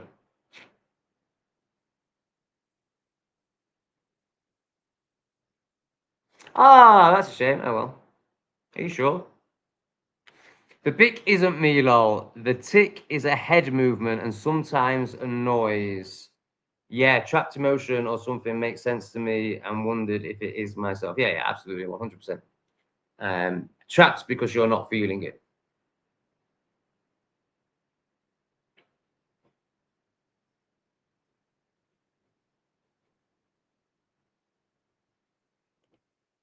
Probably picking that blooming nose. No, I was. If I had to guess, I was definitely like, it can't be him because he would be offended, and he'd have a very low IQ, so he'd get very easily offended. So why is that your profile picture of him? I thought I recognized the face. I mean, I've never watched Star Wars. Obviously, I'm not like an NPC, but I thought I recognized the face. No, it's not me. It's some guy in Star Note stores. Don't know why. Just first thing that popped into my head when I made this account. Ah, fair enough.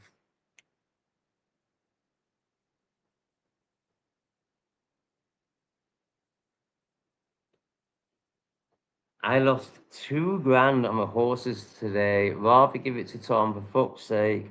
And 2.5 lost by stupidity back in. Oh my god. Yeah, so that's gambling addiction. That's severe. Severe.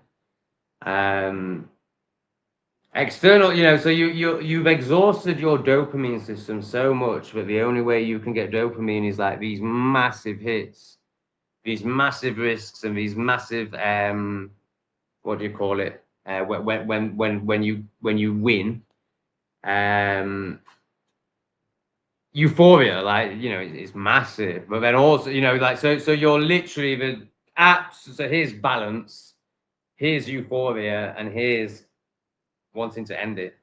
Like you're based on whether you're winning or losing, like you're just bouncing like this because you're so scared of this. You're so scared of balance because that requires feeling. You're doing this. And then you go into this silly story of like I'll donate to him when I pull it back. But what you don't realize is you'll never pull it back until you invest in yourself. And forget the financial, like that's a very obvious reason, very obvious example. And of course, it's the external reflection of what I'm going to talk about now, which is the internal, which is trust. So if you were to I mean energetically just donating to me would be part of this, but actually, you know, do some self-work, actually book a session with me and give yourself what you need and deserve, which is £50. Not much compared to the figures you're talking about. That's when this would shift. But instead, you're going to stay in that and keep chasing that and not honoring yourself. And it doesn't need to be me; it could be anyone. Like obviously, I think you know I would be great for you. But you know, you might know somebody else that resonates with you more. Like just invest in yourself, and you know, and that can look like feeling, which you probably are too scared of because you're in this intense dopamine spiral, um, which is avoidance of feeling. So, you know, could you invest in yourself by just next time you get the, oh, I need to gamble on this? Can you just, for 10 seconds, can you just, I've just done a video on this as well. This is so synchronized. I think it'll be released today. Can you just, why do I need to do that? Like, what is the feeling inside that I'm trying to avoid? Because I guarantee there's a strong emotion But to avoid like it, so you know, next you're going to be in Finn's category of physical, something like this to cope, or it's just going to go straight into the big C. And because your inner child, your emotion is screaming so hard now, it will not be ignored, and the only way you're managing to ignore it is with ridiculous external sabotage behavior, self-hatred like this. And there's no criticism in what I'm saying. I did it with ganja, I did it with buttholes. You know, I have done it. Not this one. Gambling is pretty much the only one that I never hated myself enough to delve into. But yeah, can you just take a breath next time and then still do it anyway? Like you're not gonna, from what I've just said, just stop like that. Of course not. But you're gonna start this connection, this understanding that, oh, it's not about gambling. I'm not addicted to gambling. I'm addicted to not feeling. I'm addicted to escaping myself. I'm just going to check, scroll down to the bottom, check the sounds okay since I moved. Yeah. Okay. How does that land quality Swiss watches? You must be selling a lot of fucking watches to be able to do that. I am right. There's no doubt about it. It's not, you know, there's no ego here. There's no like, oh, I've got to answer the question and sound wise, which I used to, you know, when I was in Bali, that was how I was operating. I'm just wise. I've just experienced it. I've just, you know, I'm not blessed. I wasn't born, you know, maybe genetically I'm slightly more blessed than your average human, but certainly anyone with a nose like that. But ooh, something just popped up about the internet. That's a bit worrying. But you know, this shit is it's like science. It's so obvious. Like synchronicity actually makes complete sense. It doesn't make sense to the indoctrinated brain. And at first, when you start noticing synchronicity, you're like, whoa, this is crazy, this is crazy. But then you get to a point where you're like, oh no, it's not crazy. It's makes total sense. Like, of course, things will be reflected to me. Of course, how I feel in here will impact what happens out there. Of course. I mean, it's absolutely obvious. And then when you learn to trust, of course the universe speaks to you, or God, or yourself, or whatever you see it as. Laptop needs charging, one sec.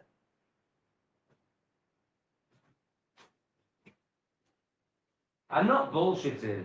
Like honestly, I'm not trying. I'm not even thinking when I answer these questions. It's just like, oh right, yeah. I've experienced that. I know that one. I've dealt with that one. And which is why there's certain things I can't answer. Like when I speak into Lee or someone like that, and I have to say, you know, I'm making assumptions now. I think this is how Lee operates because I've not experienced it. But you fucking plebs. Oh my god, I've experienced it all. I say that in jest, obviously, with love. Ooh, we've got a bit wonky woo. It's probably what. Oh my god, this is so unprofessional. It's unbelievable. I love being the world's most unprofessional YouTuber, but that is actually a lack of self-love and self-worth. And I mean, it's also, you know, my situation, obviously. But this like, oh, I'll just wing it. Oh, it doesn't need to be good. Oh, it doesn't need to be professional. That is not valuing myself, and I can really feel that shifting.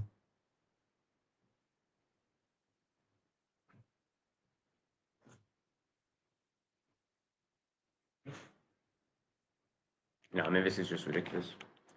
But, you know, if you're going to live in a hut in the jungle, then shit's gonna, you know, be wonky.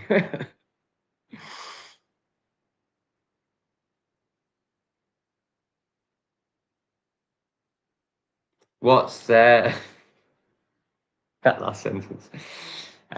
What did you make of my explanation? You know, so it's not, you know, rather than like, what the hell are you doing? Like, can you understand why he's doing it now?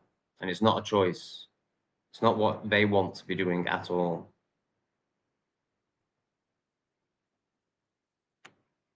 Well, he's not doing a very good job if he is. I mean, professional gambling is just addiction dressed up. I mean, let's say my uncle was a professional gambler, and guess what? He died of throat cancer. And you know what? He did actually make a bit of money, but he would so he would bet on like how many corners Plymouth were going to get when they played Swansea.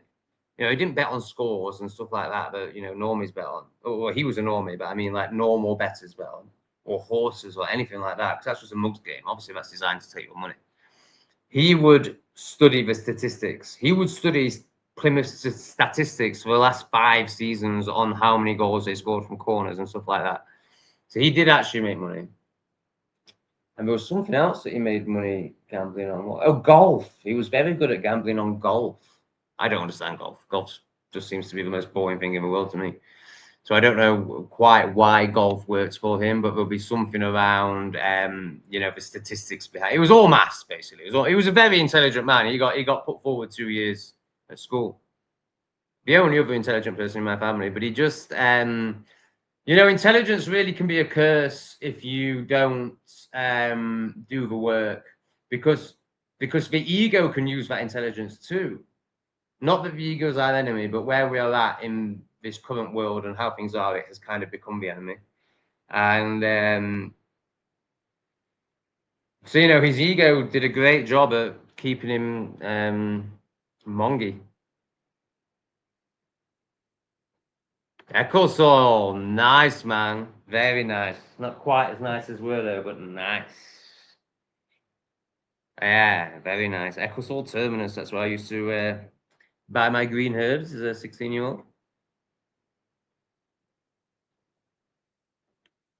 Yeah, I don't think it matters. It's about the dopamine hits. Okay, here's some more from the dopamine hit person. Yeah, I own the world's most powerful horse racing method. I make good profits per week from fixed racing, but I refuse to pay for advertising to make losers gamble on way. I'm trying, but it's very difficult. I think that's a story you're telling yourself, man. Like, if you make money from it, then okay, no problem. But again, it's still like to have even chosen that as a way of making a living. Like, I think what I said still applies. However, it's not as strong an external cope if it is legitimately how you make a living. But I kind of find that slightly hard to believe. I mean, I'm open to it. I am open to it. So you said something about it being fixed. Are you saying horse racing is fixed? Which wouldn't surprise me at all. And you have some inside knowledge. Like, that is a bit different if that's the case.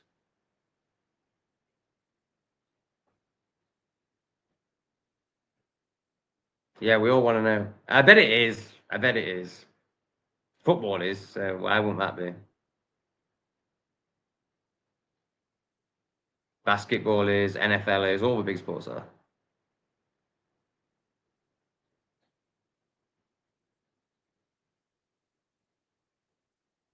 Wow. Okay. What's the channel where you show this? This is taking a very interesting twist.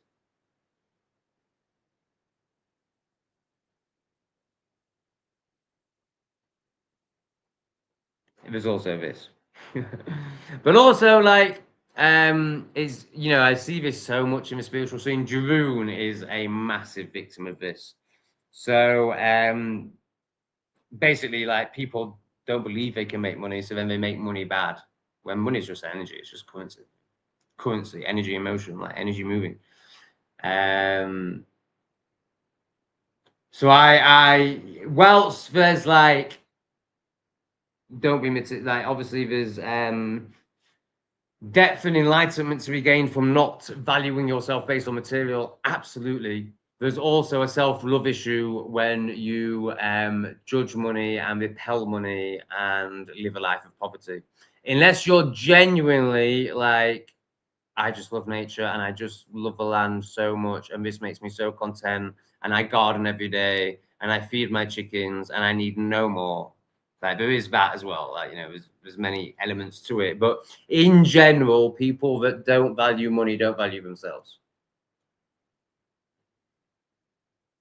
But don't confuse that with dedicating yourself to money. That's a very different thing, which is what this person is doing for sure.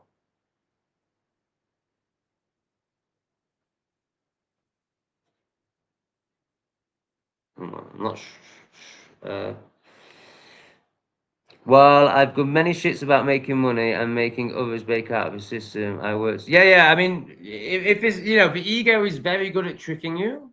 So this could all just be like an ego story. But if you're genuinely like passionate about people breaking out of the system and you found a hack that you can make 50 grand a year from or whatever from, enough to live on, and where you don't have to be a slave, then amazing. Spread it. Well, we'll see.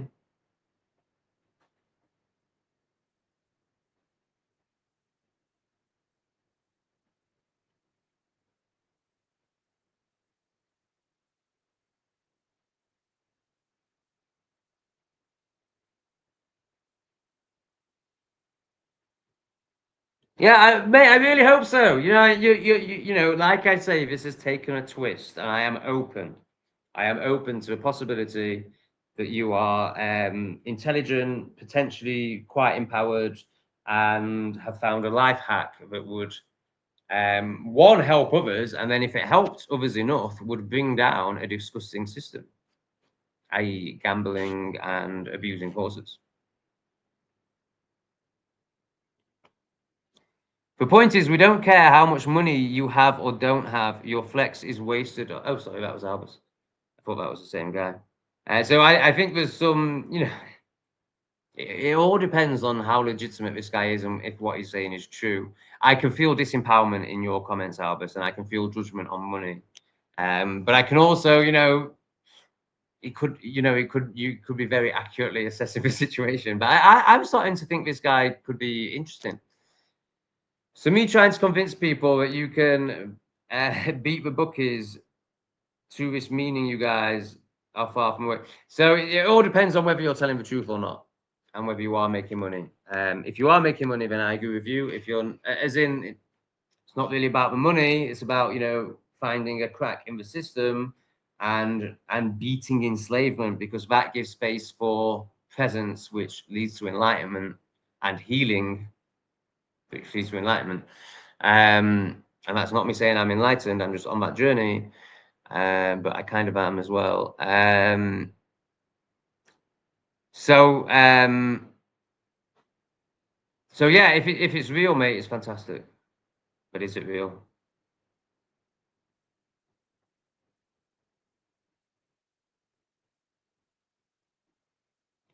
So we fat sugars come in. I don't quite understand what with an edge mean. Oh, gambling with an edge is known as business. Is an edge like insider information or knowledge? I agree. If somebody came up to me tomorrow and was like, I work in the horse industry, and I trusted this person, obviously. I work in the horse industry, and the race is fixed, and this horse is going to win. Of course, I'd drop some bags on it.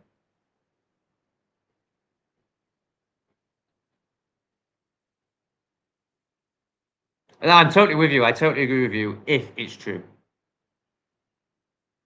Well, of course, there's going to be, you know, that is a good question actually.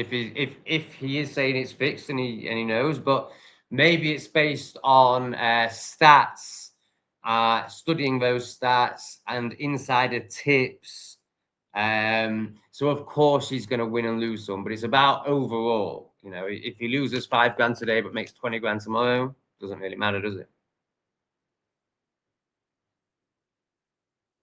Oh shit, we've got some more. This is incredible. Whoa, what you doing, man? Why are you putting more money in? That's insane. Wow, this person really trusts and flows. What parts of your personality or shadow self has been the hardest for you to love and accept? I can't say. It would get too judged. People aren't ready for, you know, to really understand the shadow. Unless, you know, in shadow work circles, I talk about it. In one-on-one sessions, I talk about it. With people who can hold themselves, I talk about it. But because essentially, you know, the deepest darkness is in all of us. It's just whether you're able to think and ask questions and consider possibilities. Like, of course, when you hear of the sickest, darkest stuff, if you're conscious, you're gonna ask yourself, am I capable of that? And you go down all these rabbit holes. That doesn't mean acting them out or playing them out, but like psychologically, I've asked myself every single question, the darkest of the darkest questions. So, because how else do you wake up? You can't be enlightened if you only think about nice things. That you're enlightened by delving into the shadow and dealing with it. So, yeah, people just aren't ready to, know the realities of psychology and the human mind, because they're just they just live in projection and judgment and avoidance of self. And therefore, if they see anybody else who can acknowledge all the parts of themselves, they just judge it and attack it. But if you want to, if you really want to know the answer to that question, then let's have a one-on-one call. You've already paid for it. Send me an email. Mickey totally gets it, man. Is that your second one today? Or wow, it is. Fucking hell. Well, thank you so much, Mickey. Thank you so much. More importantly, for being an example to others and showing how energy flows, and how what you give, how your the openness that you've created in you that allows you to give, it will be is reciprocated by the universe. And clearly you guys know that. Like, you're displaying that perfectly. Sophie, are you taking notes? Get your hand out of your VV and make some fucking notes. What do you reckon, guys? How long before Sophie gets into enough self-love that where she'll be able to chuck a 5 onto one of my feeds? I think about 6 months. Oh, he says he's got a whole channel for it.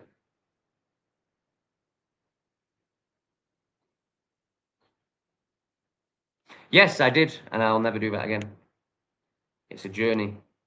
So that was desperation. It was legitimate anger. So if you were a proper OG, Not Today Satan had many forms. Not Today Satan started as Tom Travels, then maybe Tom in Thailand. Then the ego kicked in, an esoteric entrepreneur.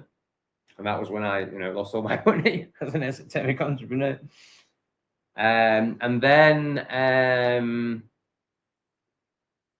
Not Today Satan, and that was, I actually named it when I went Christian. So, completely in desperation, repression, and external coping mechanisms. And I actually, at that point, it was this channel. It wasn't as good because obviously I hadn't met myself as deeply. But actually, this was always my passion, and this was what I always wanted to do.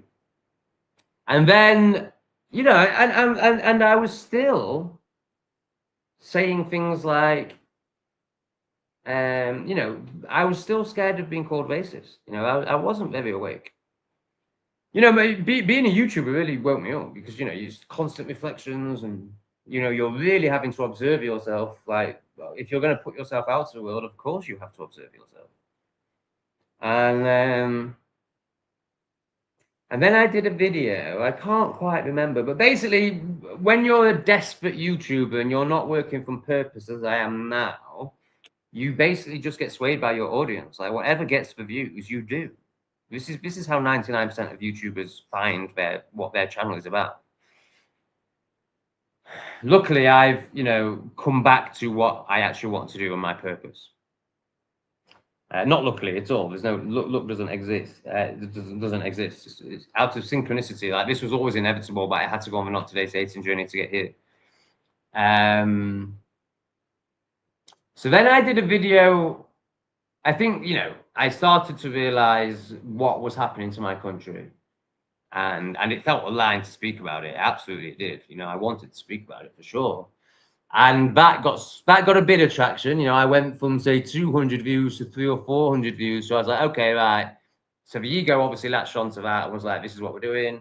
Also, I was genuinely passionate about it and thought that, I still believed in waking people up, or still, hoped in some sort of change.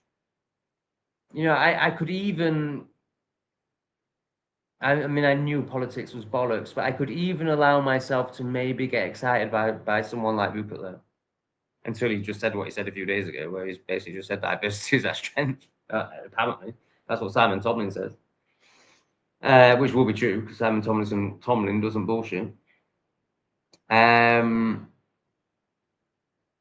And then it all changed when I did a video in Sheffield City Centre.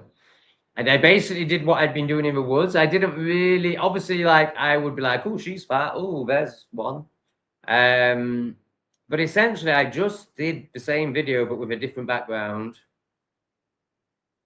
Was it the first one I did in Sheffield City Centre? I think the first one I did in Sheffield City Centre maybe got a few thousand, which obviously was massive for me.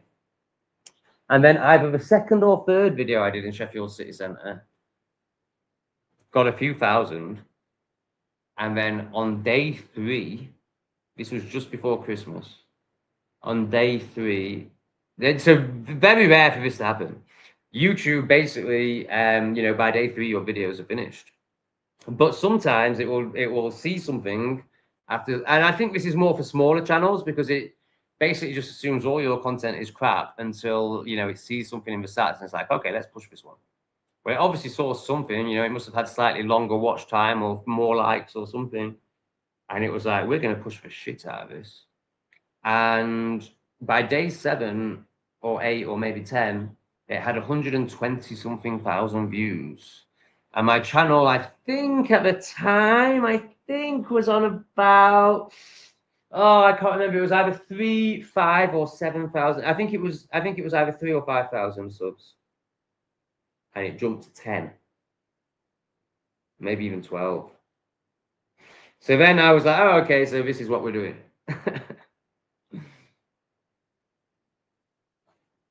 So yes, but sadly, rather than take any responsibility or acknowledge for shifting me or acknowledge that this channel is absolutely not that, you would rather make excuses like, rather than saying, yeah, you're right, I am super external, I am super boring, I am super repressed.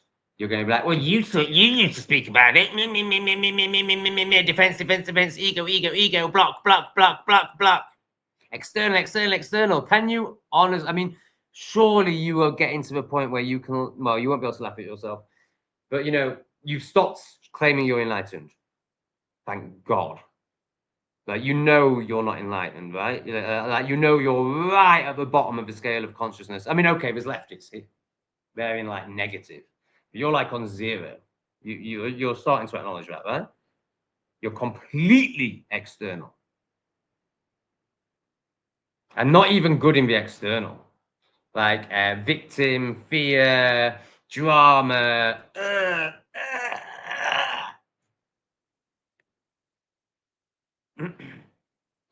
My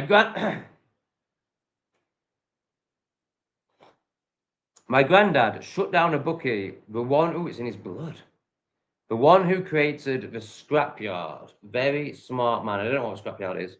Then created a multi-million-pound scrapyard from hard work. I'm going to help people show what I do. Okay, so what channel? How are you showing people? Let's see it. Let's see if you are really walking this walk. Because if you are, this is amazing. And it's great that people can make money from it. But I mean, like shutting down bookies and destroying their system and exposing it all. Like, it's amazing. If it's true, where's your channel that you claim to have? I mean, this is the wisest man in the feed, and he's all for it. The wisest person in the feed. Wiser than me, even.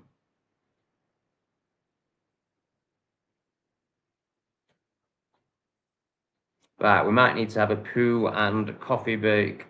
Oh yeah, 2 hours is kind of a perfect time to do that, isn't it? Yeah, I'm going to go and put the kettle on and squirt some emotional trauma out of my ass. I'll see you in 5 minutes or so.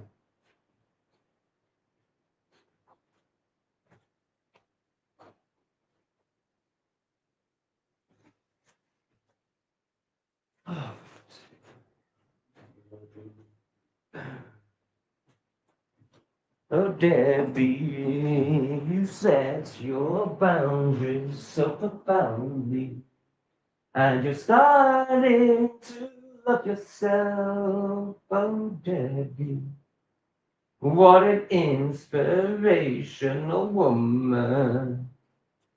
She's leading the way for the best. Oh, Debbie.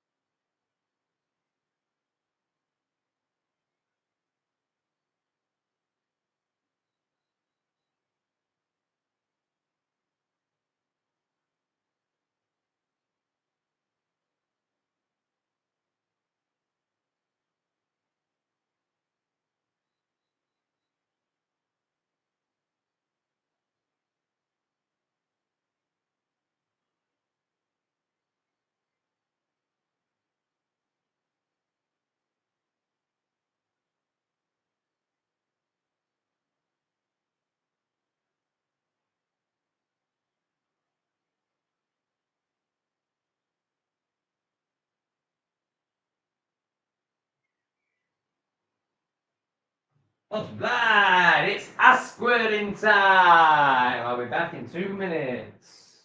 Sorry for any sound effects.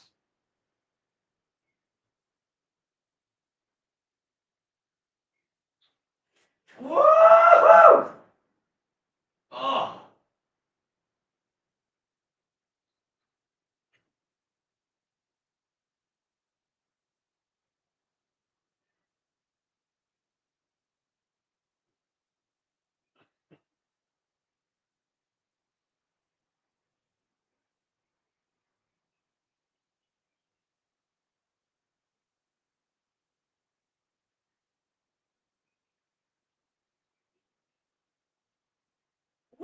Yippee-ki-yay!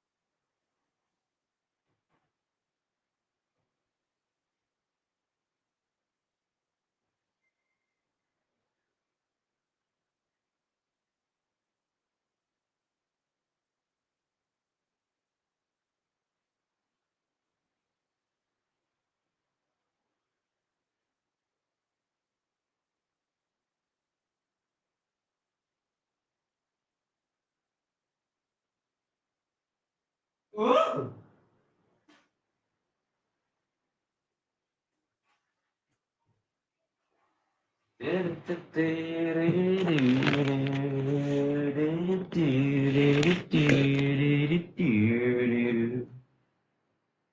Oh, she learned to love herself. Oh, heart of hearts, she's done her work and loves herself. And now she's able to give to others, 'cause she knows it all comes back.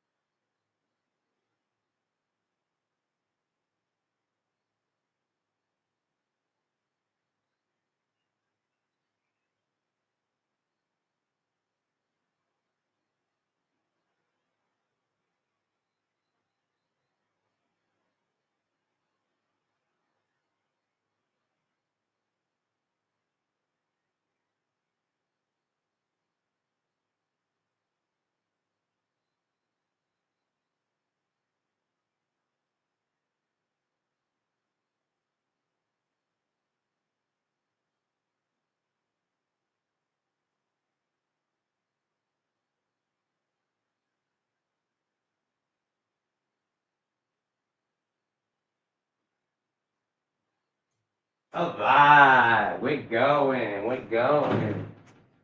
We've squirted out of the ass. It was actually 10% solid, so that's an improvement.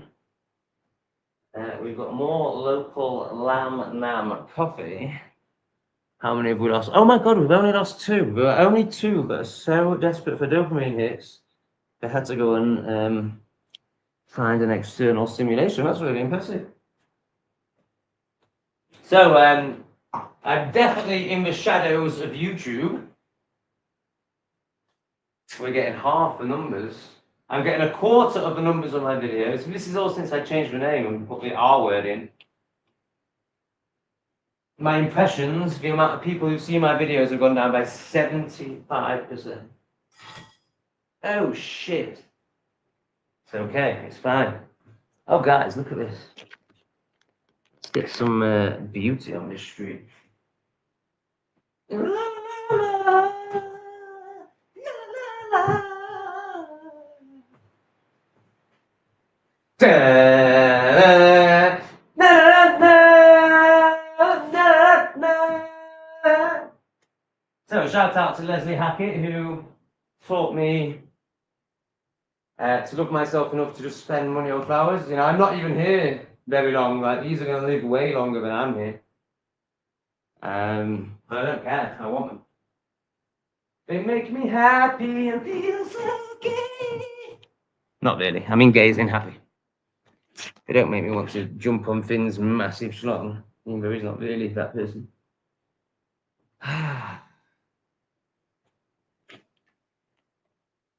Apparently it's a myth anyway. I mean, I don't know. Like, I've seen a few in my time, and they've all been most have been pretty big.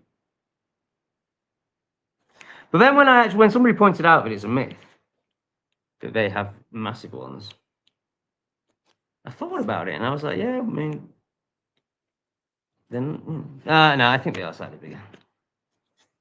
And if you look at the women, wide load. You know, they're going to need filling.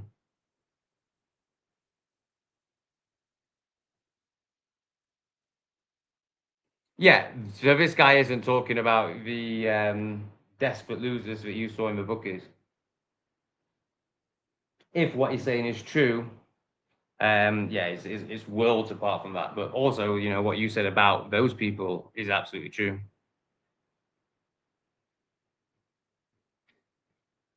Ah.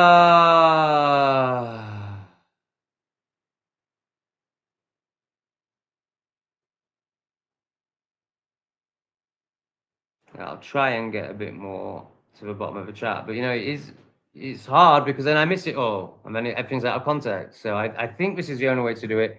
I've not heard anyone else, although the fact that Mickey is kind of criticizing me for it, and he definitely seems to at least watch a lot of live streamers. So do other live streamers just stay at the bottom of the chat? I suppose when you get really skilled at this and you can just riff and you don't really need comments to riff off, then I suppose you could stay at the bottom of the chat. But I feel like the live is about the chat. So what do you think, Mickey? Send me some, you know, tell me what you've seen. More experienced live streamers than me do. Well, you don't need to do that. You just need to provide evidence, which would be much easier. So if you can't do that, you're lying. It's simple as that.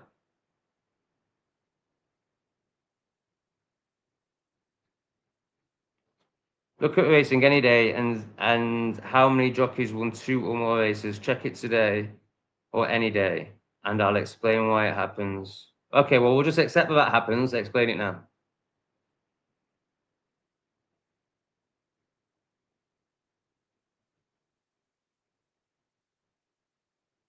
Resonate with that.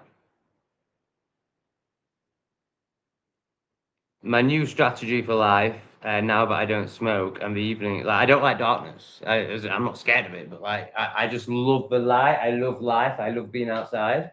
So I'd much rather go to bed at 8 p.m., 9 p.m., forgo just the fucking watching YouTube videos because what else do you do at night?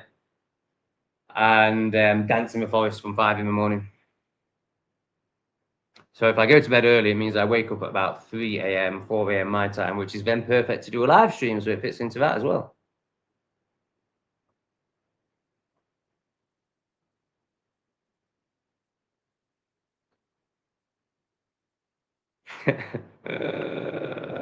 I would be mortified if I had a small one.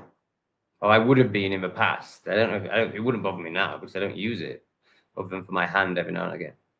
But oh my god, like having a big one really boosted my ego when it mattered.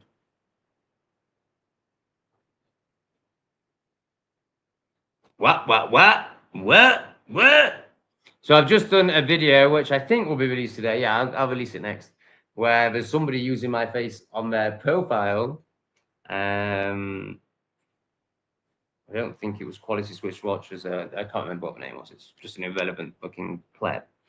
So I've just done a video ridiculing them and all other haters and projectors. But is this another one that is living through me because they are so broken inside? Right, I'm moving on from the gambling stuff until he provides evidence. You know, there's no point. I was fortunate enough to make a good few worthless tokens, bits of colored paper, as a poker player for a few years. Yeah, again, that just, you know, totally fits in with how I feel you walk this life. Poker requires a high IQ and also like high understanding of social, well, like facial expressions and how people work psychologically. So yeah, it totally fits in with who you are. They all have a say, but okay, let's get to the bottom. Let's try it. Let's see. Let's see.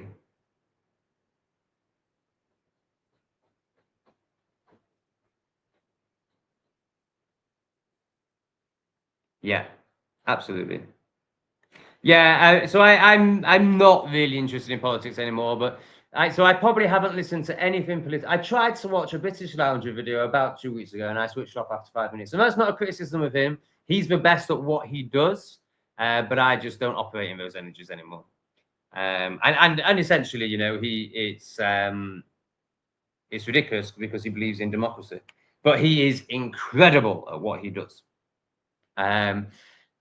So, you know, I used to tell myself a story, but it was worth watching his videos just to know what's going on that level of consciousness. But I can't even do that anymore. However, Simon Tomlin's latest video about Rupert Lowe, I watched all of, and very much, I don't think enjoyed is quite the right word, but I absolutely appreciated it. And I liked it because I felt like more people needed to see it.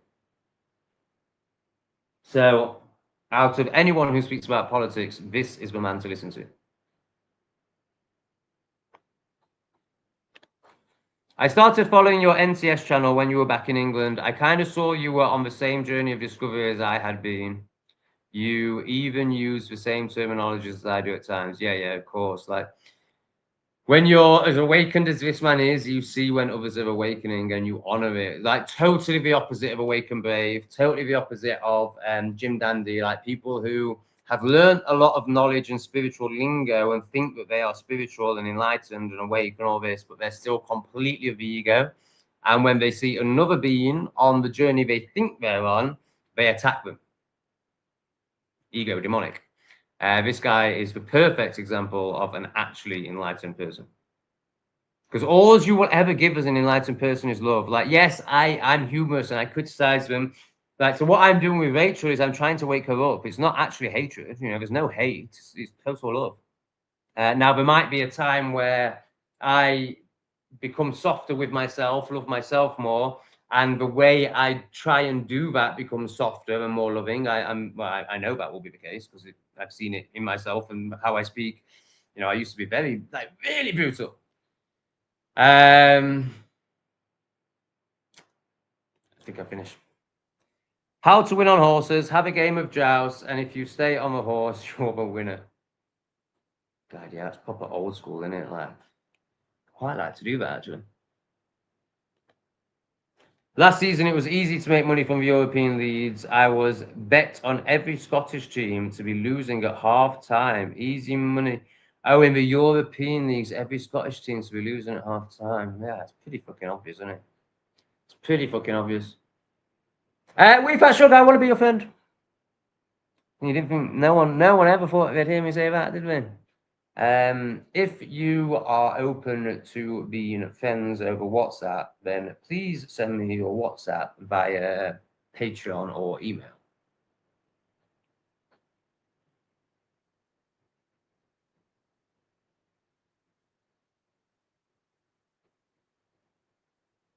Yeah, so this is, you know, for normies, absolutely, that's what it is, and that's what I first assumed it was for this guy, and I feel like I spoke into that really well.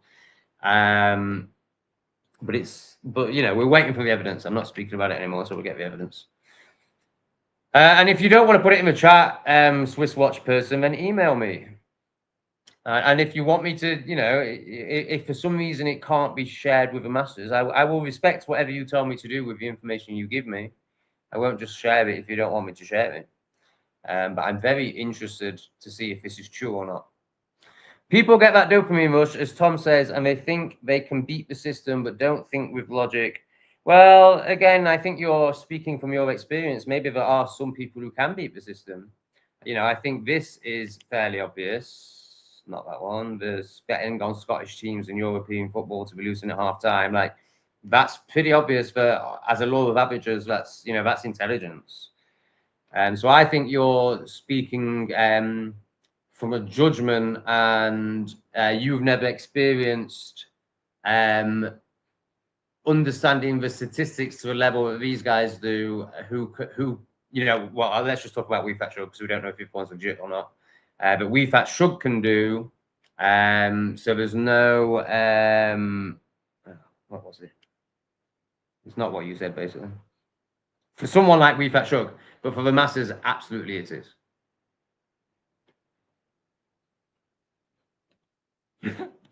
The worst I did was lose 3,620 minutes on a roulette online. Wow, not gambled for about a year after that. That just amazes me. You know, obviously I don't know you, but you know, I get a sense of you and your energy, and but at the same time, you know, to have your energy, you will be a risk taker. You will have made, you know, like, why am I as wise as I am? It's because I've made so many what people would class as mistakes. Of course, they were just perfect training to be whatever it is I am now and whatever it is I'm going to be, and they all absolutely needed to happen and were just the perfect teachings. But the conditioned, egoic, repressed, fearful, shameful, fear vibration mind will call it mistakes or failures. So this is just one of those few, I think. Yeah, clever people love poker. I love poker. I used to play a lot of poker. I haven't played it for years. I love playing poker as it was the only place where being a lying, conniving, thieving liar is revered and applauded. How interesting. I love this guy. I can't be any of those things in real life. The winning, yes. I mean, it's nice to be able to experience those vibrations when you just don't operate in them at all, because then you know, you can understand them more. It's great, great shadow work. Mickey, the money I lost was what I got off playing poker over a period of time, then went on roulette and dropped a lot. Oh, why not? Life experience. I bet Mickey isn't gutted. I bet Mickey isn't gutted. Again, this comes from scarcity. This comes from not trusting. I think Mickey isn't in scarcity. I think he trusts. I mean, you're compared to the masses, you're not in scarcity. Like, you're very giving and generous. But that shows that there is still a leaning towards scarcity.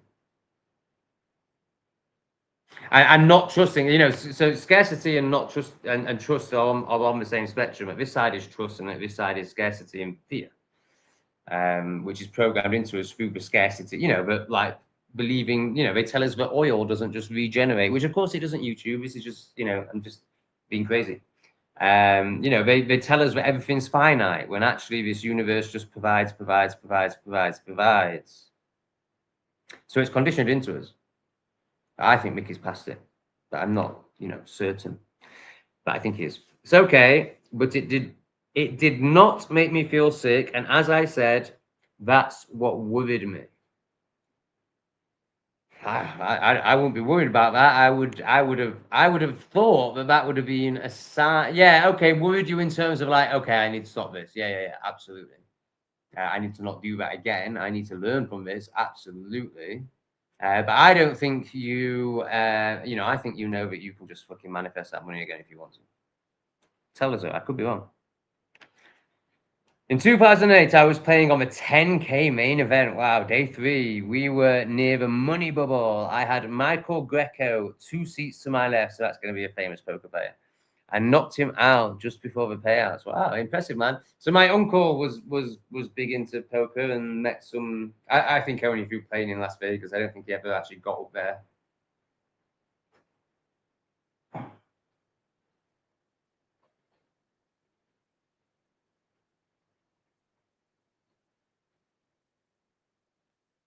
He wasn't happy. The poker player wasn't happy. 9 months later, I win a seat in a main event. More famous people called me to arrange a meeting in London. Right, let's move on from poker. Let's move on from. Oh, we're at the bottom of the chat.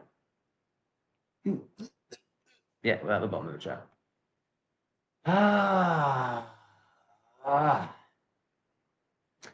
So I guess that's possibly the end of the show. I mean, my God, I've received loads of money.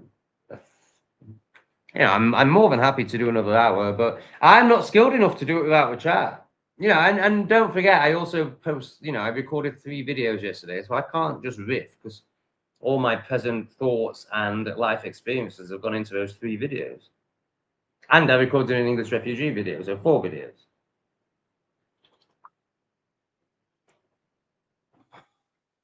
How has Debbie done tonight, people? Have I picked a good one? I already know the answer, obviously. Yeah, he's right good, isn't he? He's proper good, man. Ah, I can't do WhatsApp, my friend. I used to have a hydro shop, and it shows people I've long forgotten that I'm still alive. Oh, okay, yeah. All right, no worries. I'm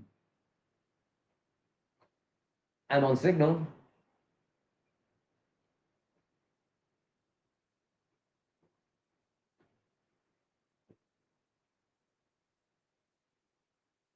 Only if it resonates with you, Wee Pet Shrug. I don't want you to, I don't want you to. Well, you wouldn't give yourself away. You're too wise for that. So you would only accept the friendship if you felt it served you, or you feel you can serve me, and that's enough for you, which it would be for me. So I'm sure it would be. Yeah, we love Debbie, don't we? She's fantastic. I told you.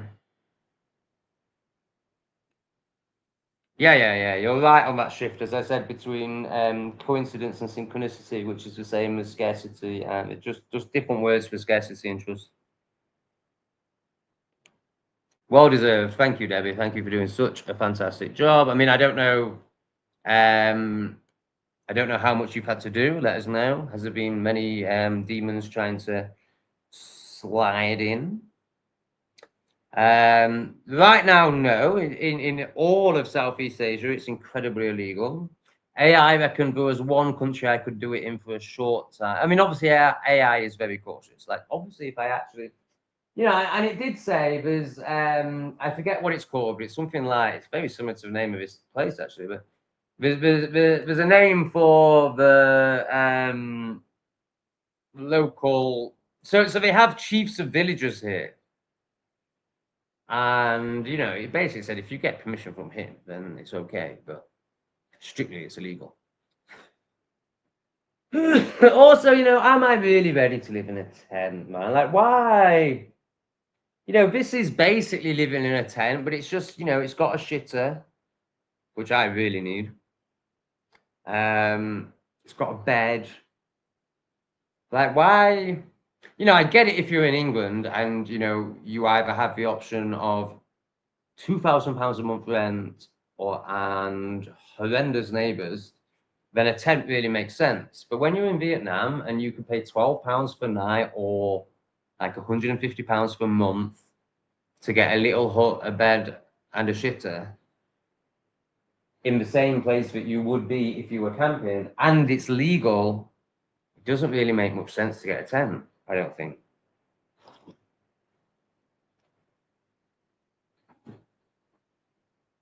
What do you think?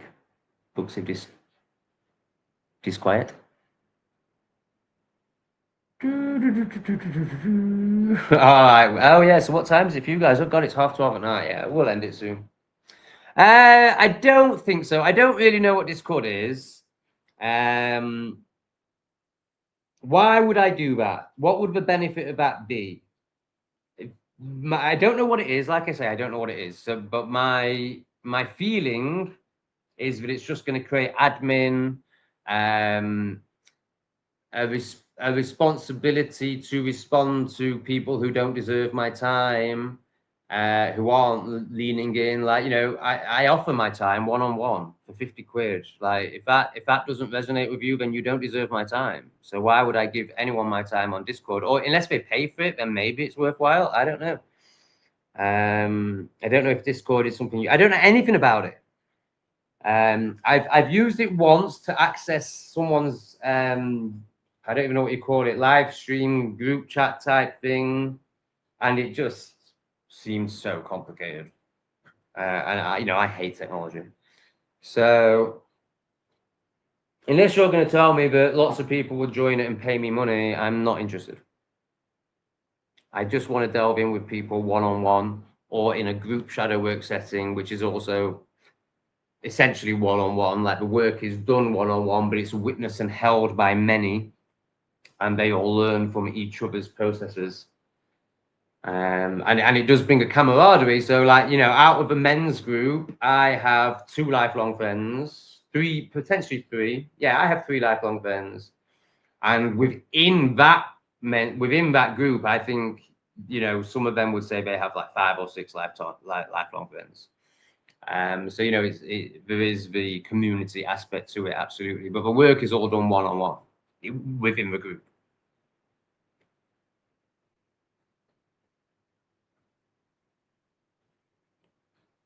My kind of guy. Tom, keep doing live streams. It will pay you off in the long run on your project, and maybe after you've been doing them for a while, you might get into doing a panel. What the fuck's that? I don't even know what that is. Yeah, I'm really enjoying it. It's fantastic. I feel like it's the best way to, it's kind of got a shadow work element to it. I can give people reflections in real time. Like, it's fantastic, and it's very profitable. It's fun. It stops me from having to be present all fucking day. That's not true at all. I spend all my days yammering into a camera. But I am definitely doing nothing for at least 2 hours a day, and sometimes 4 hours a day. So that means I need 8 hours of distraction a day, and this is a great way to do it for 2 to 4 hours.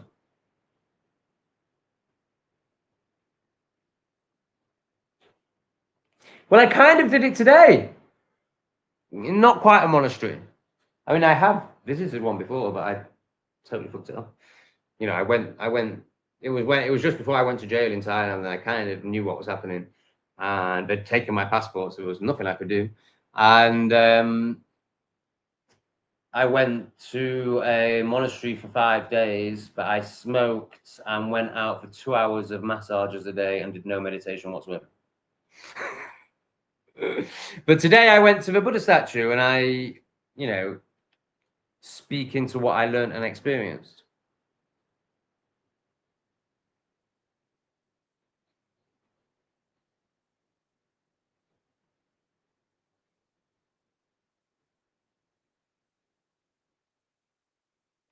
Thank you so much for joining us, Heart of Heart, and thank you so much for your contributions and showing people how easy giving is and being a beautiful example of high vibrating trust.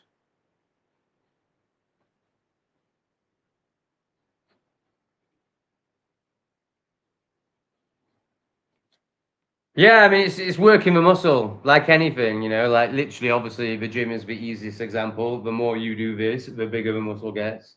But the more you practice respecting yourself, loving yourself, having boundaries with demonic family members, so many examples. Like, the muscle just gets bigger and bigger. Like, experience is everything.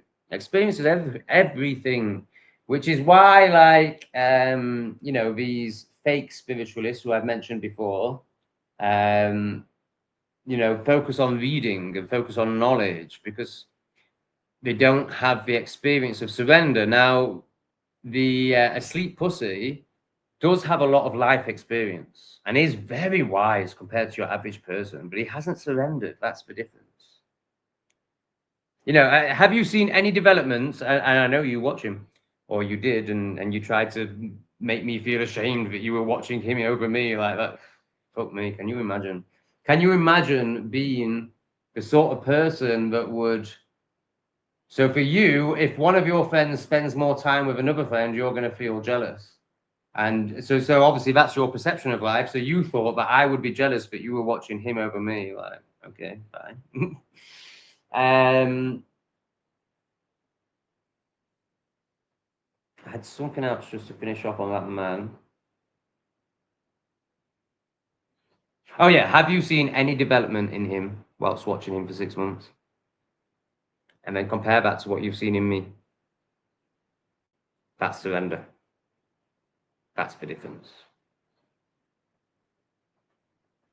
All right, we're at the end of the chat. Thank you so much for joining me, everyone. It's been fantastic. I've really enjoyed it. And wow, oh my God, you've made it so worth my time in terms of, the survival that we all have to experience in this life. So yeah, I will absolutely be back here tomorrow. And yeah, I just fucking appreciate you all so much, especially these guys, Mickey Mouse, Debbie for obviously her generosity, leading the way in her own life and moderating the chat. Drop me a voice note, Debbie, on what you had to do. Heart of Hearts, just thank you for being the inspiration that you are. Amazing, Mickey, just amazing. Thanks, guys. I love you. See you tomorrow.